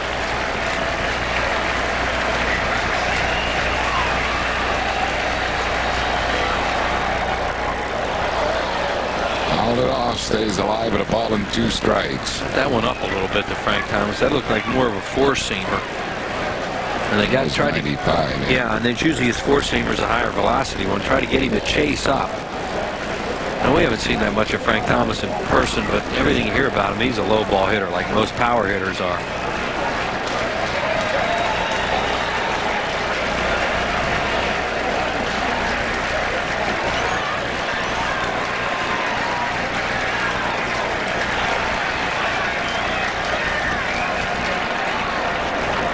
One-two to Frank Thomas with 2 outs here.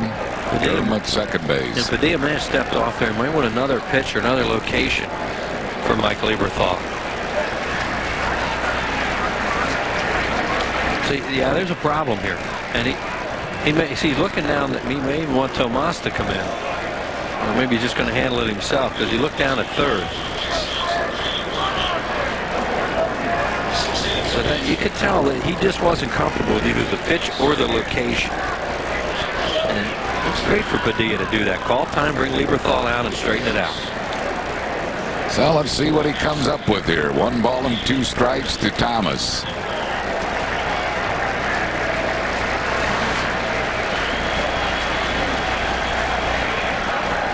Struck him out. Sinker. 7 strikeouts for Vincente Padilla as the Padilla Flotilla in left field is happy with their man. No runs, a hit, no errors, 1 left. Stretch time, we go to the bottom of the 7th. Phillies 1, Chicago White Sox 1. And Stump the Fans Trivia Quiz tonight with the players who won both the Rookie of the Year and MVP awards. One has played for both the Phils and White Sox. And that would be my buddy Dick Allen, who was the 1964 Rookie of the Year for the Phillies, 1972 MVP with the Chicago White Sox. Roger Cahoot of Glenhurst, New Jersey, was the first with a correct response. Congratulations, Dorothy. You're the winner of 2 tickets to a Phillies game next season. Thanks for playing. Dodge Stump the Fans. Kelly Bunch is the new pitcher. Great numbers. His 14th game, 1-0, 1.93 ERA, 9 in the 3rd innings. 1 ball and no strikes to Giambi. He will walk you. Giambi will take a walk if he's not going to throw strikes, as we have seen. He's got a tremendous on-base percentage. 1 ball and 1 strike. Giambi has accounted for the Phils' run with his 6th home run as a Philly. This Kelly Wunsch has made 11 straight scoreless appearances. It's only 8 innings because he's a situation left-hander. But there it is right there. I mean, their bullpen has been unbelievable. Good slider there. He throws like that Mike Myers. That's Keith Falk, who used to be their closer, was one of the premier closers in the American League. And he struggled this year, and they've got him in a different role now, and Osuna's the closer. And Wunsch takes care of Giambi.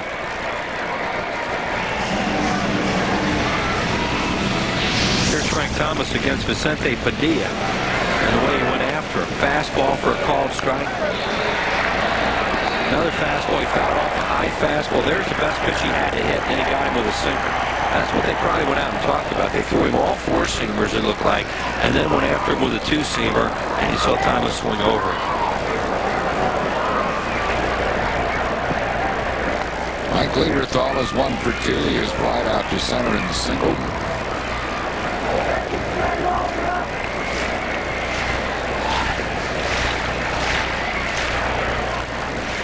Fine drive speared by Valentine.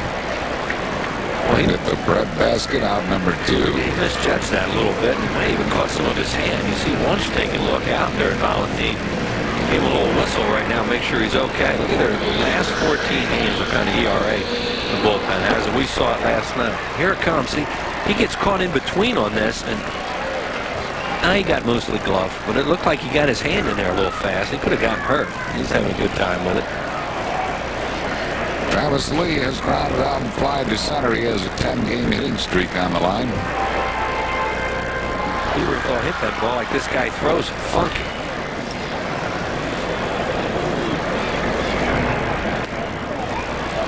Won the count to Travis Lee. Just like Mike Myers, and his fastballs, mid 80s, low 80s, but it's that slider that he dominates left-handed hitters with. 2 balls and a strike.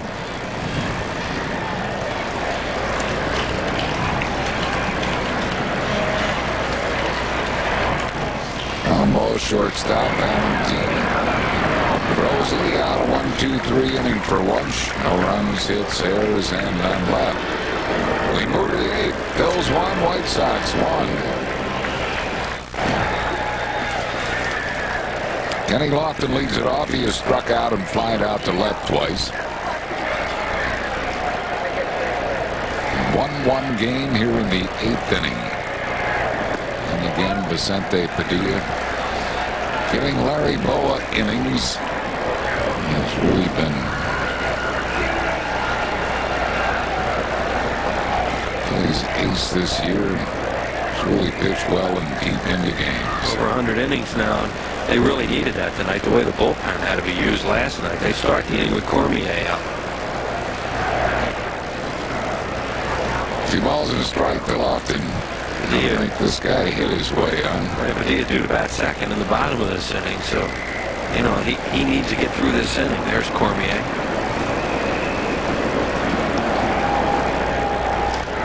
Ground ball, second base. Marlon Anderson takes care of Lofton. That's one of them here in the 8th inning. He'll bring up Tony Graffinino. Lofton has a hamstring problem. He sure doesn't look like him. He busted down the line. That triple he hit last night in the 12th inning, he smoked around the bases.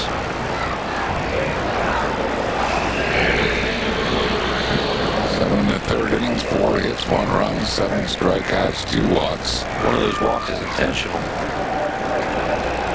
Graffinino is fouled out, struck out, and lined out. Moved Tomas over in the line at 3rd. Tomas Perez up and over. Right there, trying to prevent any kind of extra base hit. 1 strike to Graffinino.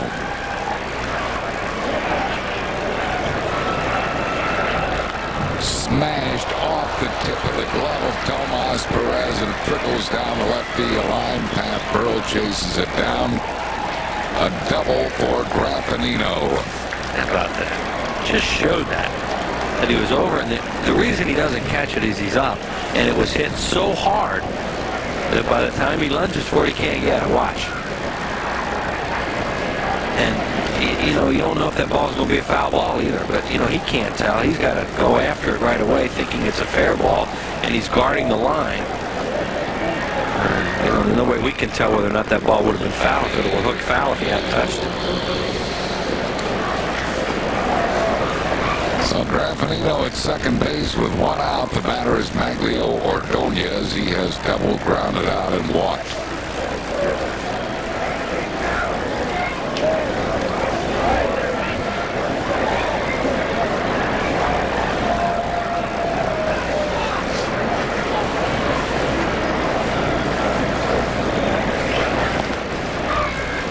Nothing to Ordonez.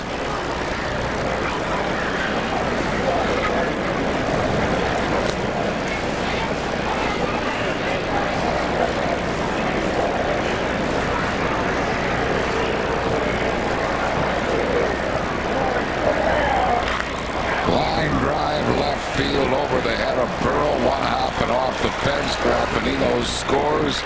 Ordonez to second with a close play double. Ordonez is knocked in a go-ahead run here for the White Sox in the 8th inning.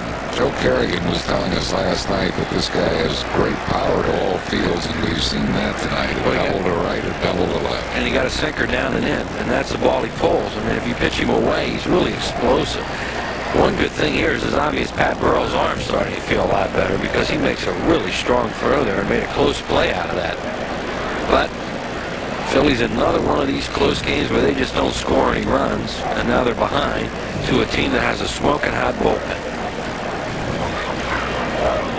2-1 White Sox, and the batter is going to be Paul Konerko.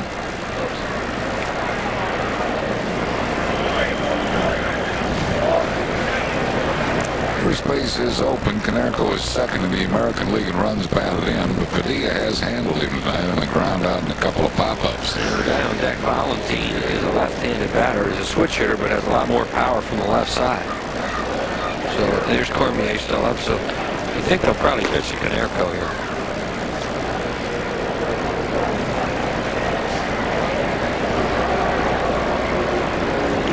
White Sox have taken a 2-1 lead here in the 8th inning.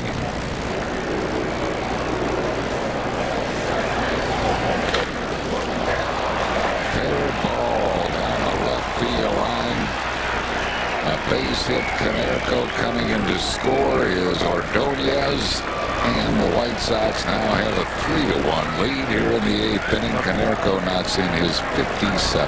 Now Boa had a good look at that from the dugout. Tomas Perez complained right away to Schreiber. Lois asked Lieberthal on the way by, so he's going to come out and talk it over. Well, the Phillies weren't very happy with Schreiber when he had called balls and strikes last night. And he might get to that eventually.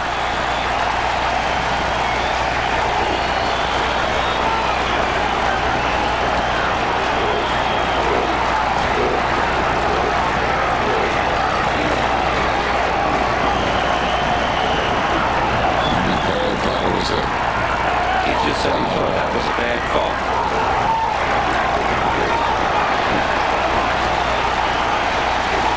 If he gets to the ball and strikes, if he gets to the ball and strikes about last night, they don't get thrown out. So he wants to stay in. That kind of surprises me. I thought Larry might go here. Here it is. This is the best look we have. And no way we can tell. All you can do is go on the players, and Tomas Perez immediately jumped up and questioned the call.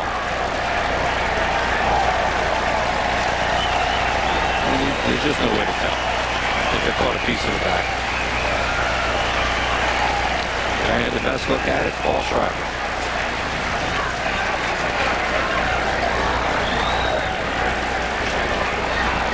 But the bottom line is, all of a sudden, double, single, 2 runs, and Phillies are 2 runs down, and they're in one of those funks right now, trying to score runs that have been really this whole homestand.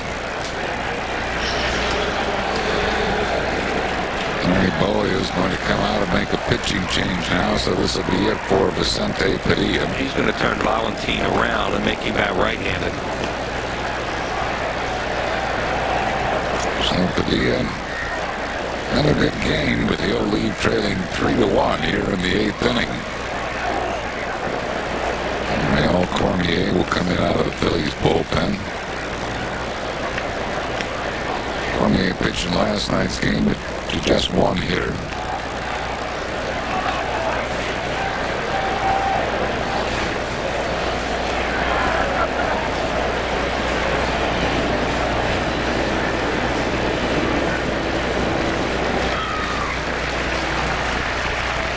Good job by Padilla, but he leaves trailing 3-1 here in the 8th inning.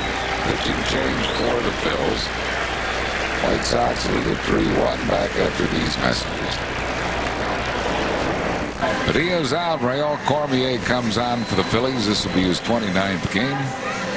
Cormier's won 3, lost 4. 5.47 ERA, 24 2/3 innings, 23 hits. 15 earned runs. He has struck out 22, walked 13. Opponents hitting .250 against him. Hasn't given up a run since May 17th. He has 9 consecutive scoreless appearances now. And he'll try to hold it at 3 here and give the Phillies a chance in the last 2 innings.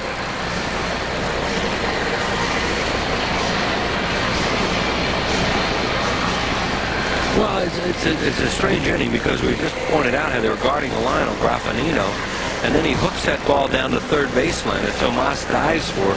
No way from our angle to tell whether or not that ball would have been fair or foul if he hadn't deflected it. But the bottom line is he wasn't quite able to come up with it, deflects it into a double, and then all kinds of trouble starts. And the strategy of trying to stay away from the extra base hit turned into one. And Schreiber, with a call on the ball down the line, just now hit by Canerco, was questioned by Larry Bowa and by Tomas Perez.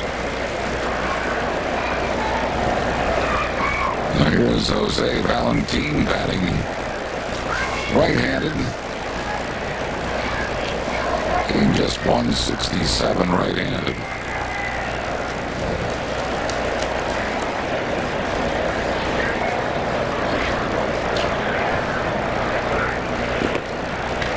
Strike to Valentin. Well, both Durham and Valentin. Durham follows. Neither one of these guys have a home run right-handed this year. There's Durham, who will also turn around and bat right-handed. And Raul Cormier gets right-handers out a lot better than left-handers lately. So this really is good strategy that Larry Bowa can employ here to try and get these switch hitters out from the right side.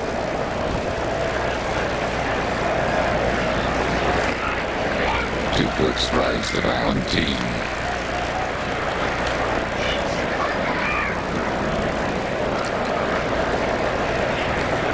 Valentin is 0 for 2 lifetime against Cormier.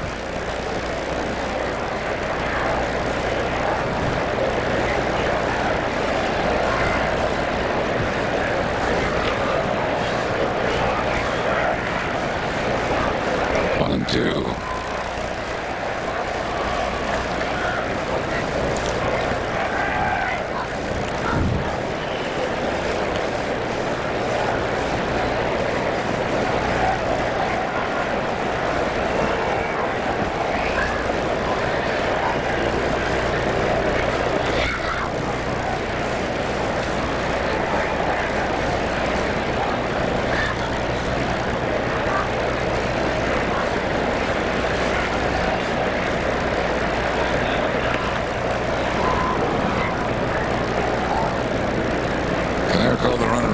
base. He is not a base steal.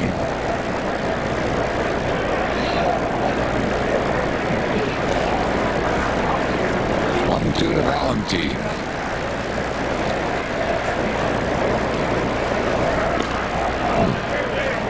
Bit high, I guess. 2 balls and 2 strikes.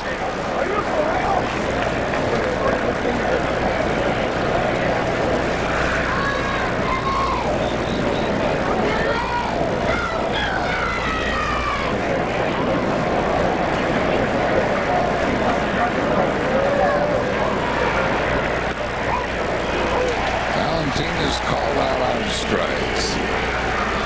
Sign number 2, and that'll bring up Durham. Real does another good job here. Goes after Valentine here, gets ahead of him. Goes a fastball, and he takes it. Perfect spot. Durham is 2 for 3 with a pair of singles.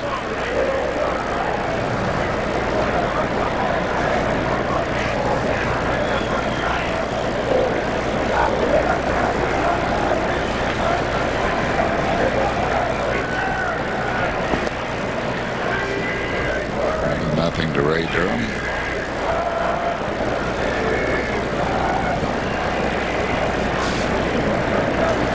Durham's faced Cormier. He is 1 for 4 lifetime against Cormier.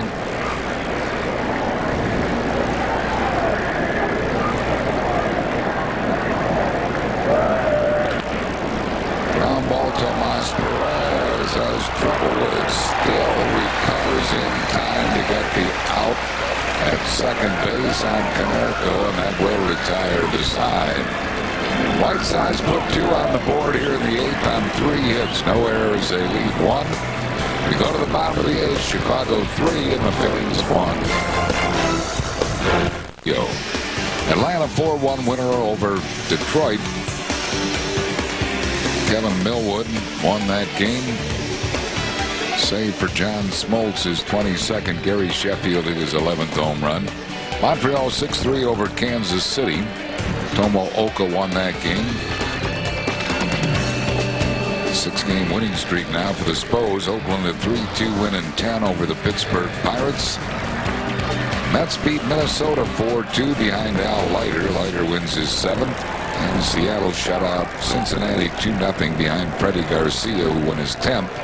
Brett Boone and Mike Cameron home runs for Seattle. Keith Falk is the new pitcher for the Chicago White Sox. Well, they moved all kinds of guys around. As you see Keith Falk's numbers there. Graffinito's now playing second. Clayton's at short, and Valentine moves to third.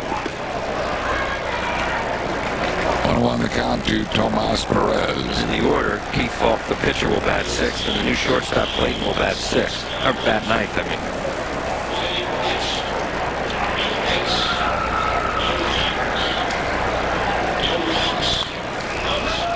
1 ball and 2 strikes. This Falk was one of the American League's great relief pitchers, 70-some saves the last 2 years. Has really struggled this year, and they moved him out of the closer's role as Leday moves into the on-deck circle, and they're using him now here as a setup man, trying to get him straightened out. That's Biddle, who was in the game last night, got a save. Falk saved 42 last year with a 2.33 ERA, winning 4. Year before he was tremendous. I mean, he's been a premier relief pitcher in the American League, and one of those things this year for him.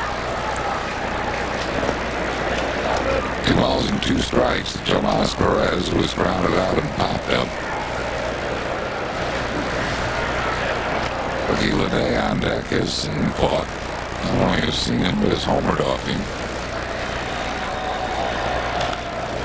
Off in the air to right field. Ordonez puts that one away. 1 down here in the 8th inning. I think he throws a lot of changers. You get Tomas Perez jumping at all kinds of pitches there. Straight changes. Rookie Leday batting for Real Cormier. Leday hitting at 143. He's a pinch hitter, 4 for 24 with a homer and 6 RBIs. Against Falk, Leday is 2 for 5. With a double and a home run as Carlos Silva gets up in the Phillies bullpen.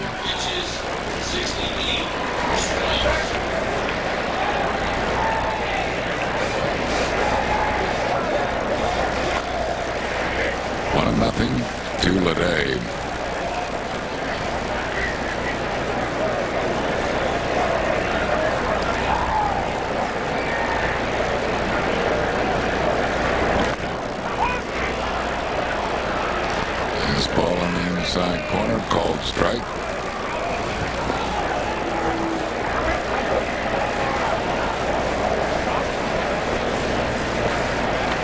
White Sox lead 3-1. Just inside 2-1.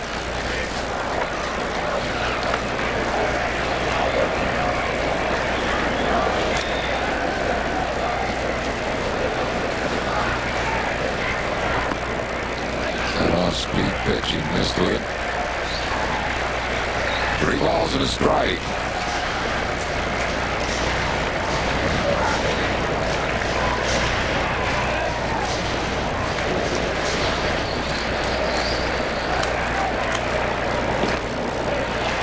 Today works a walk, so he is a one-out base runner here in the 8th inning.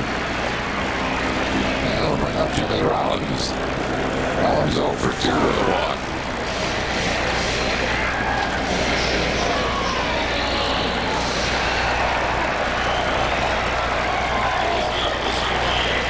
The third innings out of this White Sox bullpen in this series. They've given up nothing.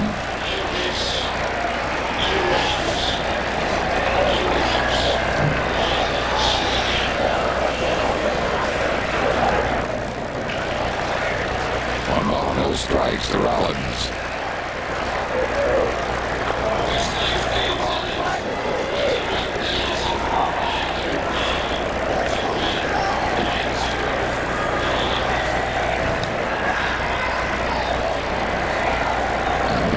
Way inside, 2 balls and no strikes.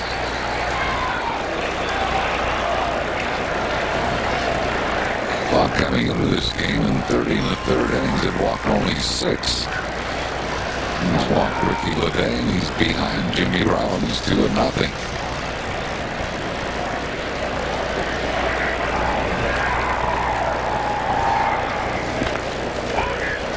That went over 2-1 to count to Rollins.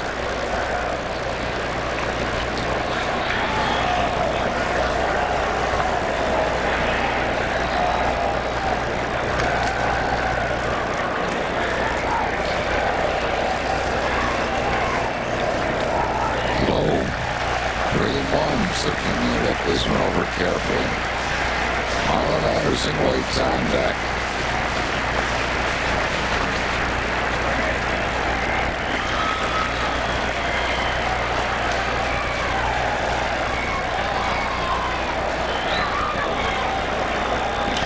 Oh, he chased ball 4, popped it up.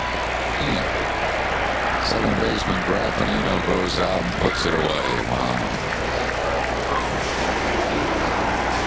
Is that number 2 here in the 8th inning?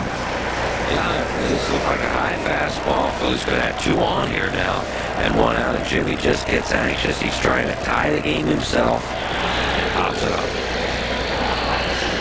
Brings out Marlin Anderson. He was grounded out, walked and grounded into a double play.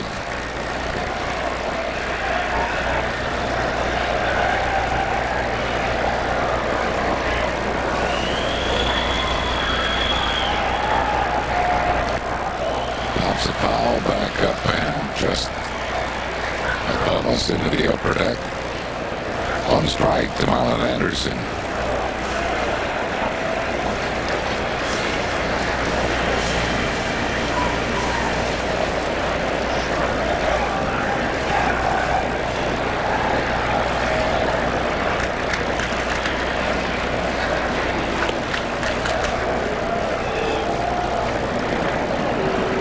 First base, 2 outs here in the bottom of the 8th. White Sox with a 3-1 lead.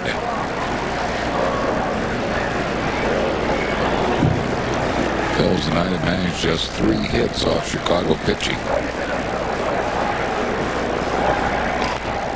Line drive right field, but it hangs up for Ordonez, and that will retire the side.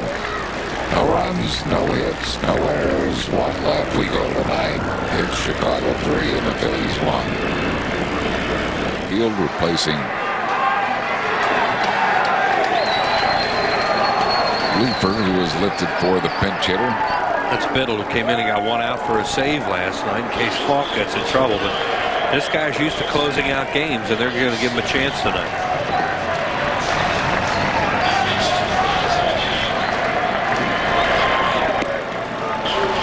ball and no strikes to Bobby Abreu, who was grounded out, singled, and walked. Bottom of the ninth, Phillies' last chance, trailing 3-1 here. It'll be Abreu, Burrell, and Giambi to face Falk. 2 balls and no strikes. See what Tomas Perez is just trying to do, a veteran player. He's going to try and make him throw a strike. Hope he'll walk him and get the tying run up to the plate right away.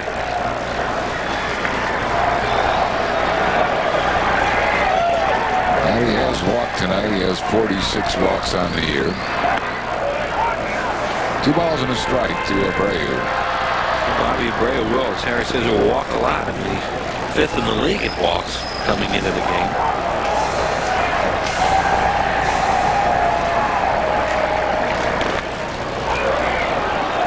Abreu didn't like that call by Jim Reynolds, and it's 2 balls and 2 strikes. I think that was a breaking ball, and I guess he thinks it's inside.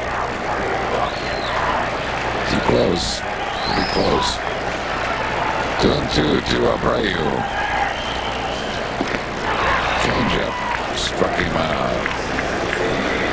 First strikeout for Falk. 1 down here tonight. Falk's throwing a lot of changeups, and that's a good one there. Well, that ball really moved down and away. He's down here. Brings on Pat Burrell. Burrell's 0 for 3 is flied to deep left, grounded into a double play, and struck out.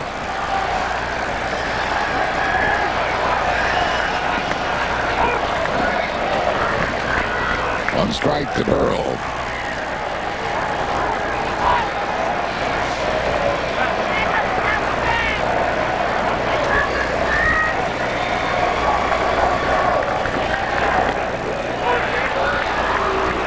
Big strikes to Pat Burrell.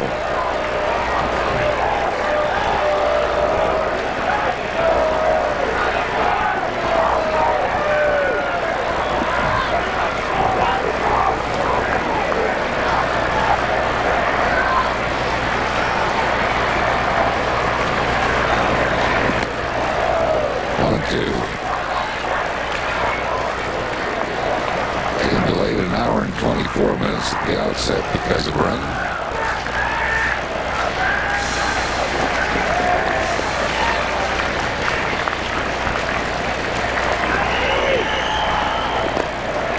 Two balls and 2 strikes to Pat Burrell with 1 out here in the 9th inning.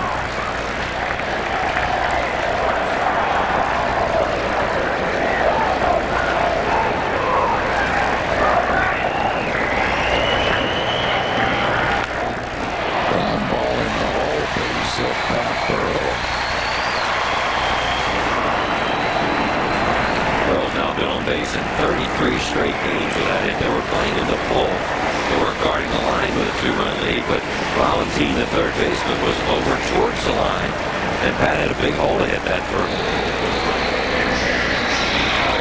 Burrell got a 11-game hitting streak all of last night. Starts a new one. Here's Jeremy Giambi. He is accounted for the Phillies' run with a home run.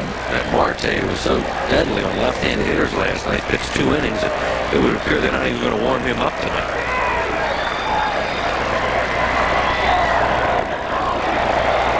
1-0 to Giambi. There's his home run off the starter, John Garland, a fastball into the Phillies bullpen.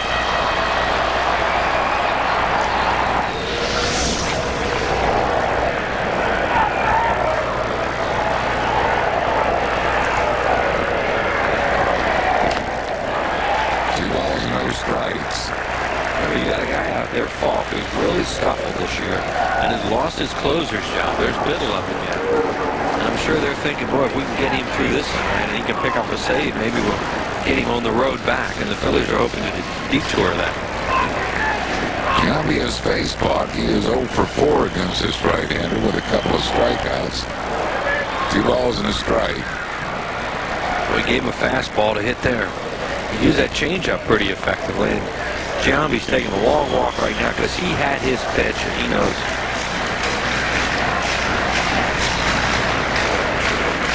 Two balls and a strike to Jeremy Giambi.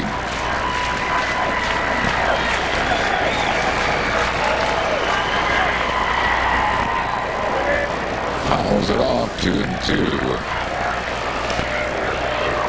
Lots of fast fastball so far to Giambi. You wonder if he'll use a changeup. It's a high fastball in and out of the glove of the catcher, Johnson.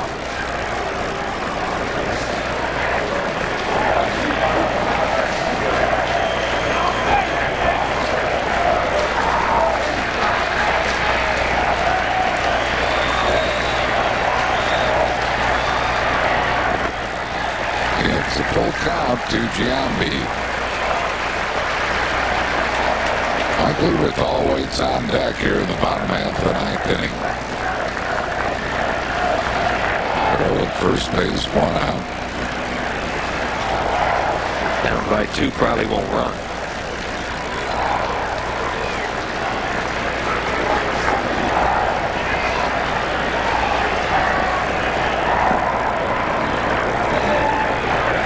Scott Rowland seeing this one out with a puffed up ankle. Walked him. That puts 2 men on base with 1 out for Mike Lieberthal. Comes Jerry Manuel. He changes pitches the way Felipe alluded. His eye becomes trying out, running out, and then points. And that's just what he did. Doug Landell's going to come out and run for Giambi, and Biddle will come into the game. So Biddle, who faced 1 man last night, got him out and got a save, will come on to pitch for the Chicago White Sox. Bills have 2 men on base, 1 out tonight. White Sox lead 3-1. We'll be back after these messages. White Sox lead 3-1. Phillies have 2 men on base in the ninth. Burrell at second. Pinch runner Doug Glanville at first. And this is Rocky Biddle. Biddle appearing in his 17th game. He's won 1, lost none. 2.12 ERA. Got his first major league save last night. 17 innings, 12 hits, 4 earned runs. He has struck out 10 while walking 7. Opponents hitting just 200 against him. The guy was a starting pitcher for the Cubs. Wound up with a labrum tear last year. Had that repaired during the offseason. And now they're using him out of the bullpen. Sandwich pick by the White Sox in the June '97 draft of Long Beach State University. 25 years of age. Of Long Beach State University, 25 years of age. And Bobby Abreu on a ground out to end the game last night, notch his first save. Here is Mike Lieberthal, who was flied to center, singled, and lined out to short. Travis Lee waiting on deck. Lieberthal's been getting a lot of first pitch breaking balls. Just caught the outside corner. Lieberthal didn't think so. He thought it was wide, and he's down 1 strike. I think he has a point, too. This pitch is outside. Yeah. But he threw him a first ball fastball, but that's not a strike.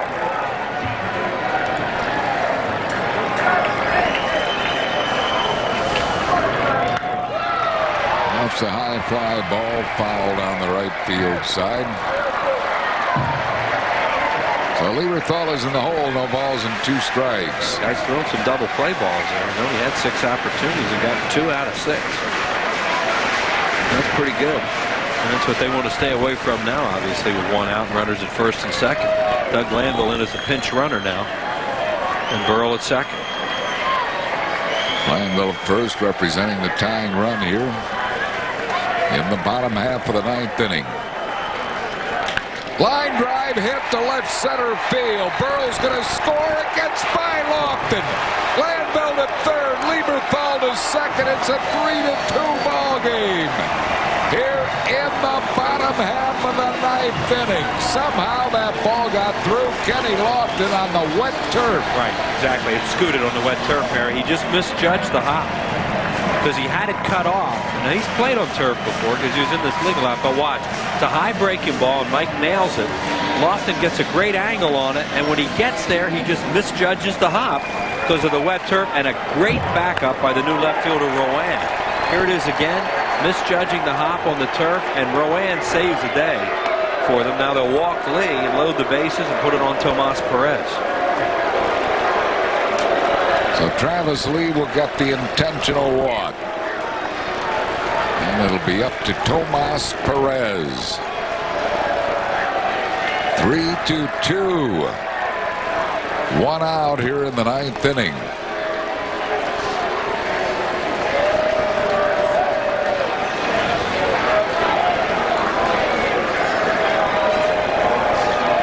Tomas Perez has been struggling of late. Still, he's hitting .294 with runners in scoring position. This month, though, he is just 2 for 18. Artie Contreras, the pitching coach, is going to come out and have a chat.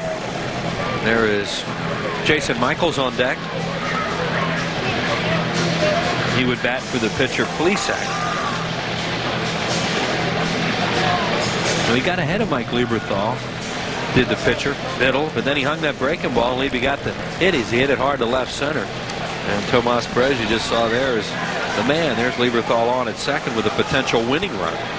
Now the Phillies 90 feet away from tying this game. And they have Mace up in the pen now. And there's Lofton. He got turfed. He got wet turfed.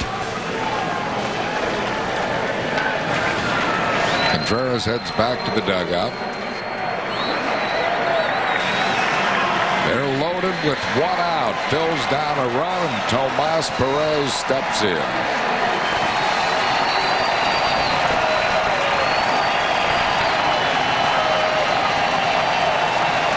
Play their infield, a double play back. They will give up the tying run here on the road. A lot of teams won't do this, but they love their bullpen, even though they've used a few guys. Ground ball, base hit right field. Glanville scores. Holding at third base is Lieberthal. Great throw by Ordonez. Good decision by John Vukovich. Yeah, no chance to score him there. I mean, Lieberthal, even though he gets a good jump for a guy that doesn't run all that well, Vuk cannot try to score in that play with 1 out. Great throw by Maglio Ordonez on 1 hop, and Liebe would have been a dead duck. So the Phillies have tied the game and a chance to win it now. I mean, this ball gives Vuk no chance because it's a bullet hit right at Ordonez. Not left, not right, not slow. No way he could try and score there with 1 out. Maybe with 2 outs he might have tried it. Jason Michaels. Chance to be a hero here. The infield is in, the outfield is in. Tie game, bottom half of the 9th inning. Michaels hitting at .288, 4 for 18 as a pinch hitter. Wild pitch, but not far enough. Not a wild pitch, just ball 1. Yeah, but it almost was. From our vantage point, that thing hopped up pretty fast, and you couldn't tell it didn't have any velocity. Have had 1 of those in this homestand when Scott Rowland knocked in that run on Saturday night. There's Dan Plesac, who's a pitcher record right now for the Phillies, should they win this game. 1 ball and no strikes to Michaels. Padilla's off the hook. Line drive over the head of Lofton. Game over. Phillies win by a score of 4-3 with a 3-run 9th inning. And the White Sox bullpen, which had been red hot, the Phillies get to tonight. Jason Michaels with the game-winning RBI. Jason Michaels, the rookie, is our Chevrolet player of the game. His buddy started it, Pat Burrell, the other Miami Hurricane, and Michaels ended it. Burrell started with a base hit. Michaels ended it with a base hit. Phillies come back to win by a score of 4-3. When all looked very grim, Wheels, here at Veterans Stadium, but they got him off a hot bullpen. Well, let's thank the truck for the reverse black cat that they put up with the Phillies record after 8 innings. And it did turn around. You know, one of the things that helped Harry was a long game last night. I don't think they could use some of their guys tonight out of the bullpen. They didn't use Osuna. They didn't use Marte. And a big at-bat there for Jason. A fastball right down the middle with everybody in. And obviously the big play in that inning was the ball that got by Lofton. I mean, that set the whole thing up. The double by Mike Lieberthal, and the Phillies have won it in the 9th inning with a 3-run 9th, 4-3 here at Veterans Stadium. So a great finish to a game that looked pretty hopeless the way the White Sox bullpen had been dealing with a 1.48 ERA in the last 14 games, but the Phillies get to them tonight. And even this series had a game apiece. 4-3 final Phils. Derek Gunn and Scott Hansen are standing by to let us know what's coming up on Toyota Sports Night. Derek and Scott.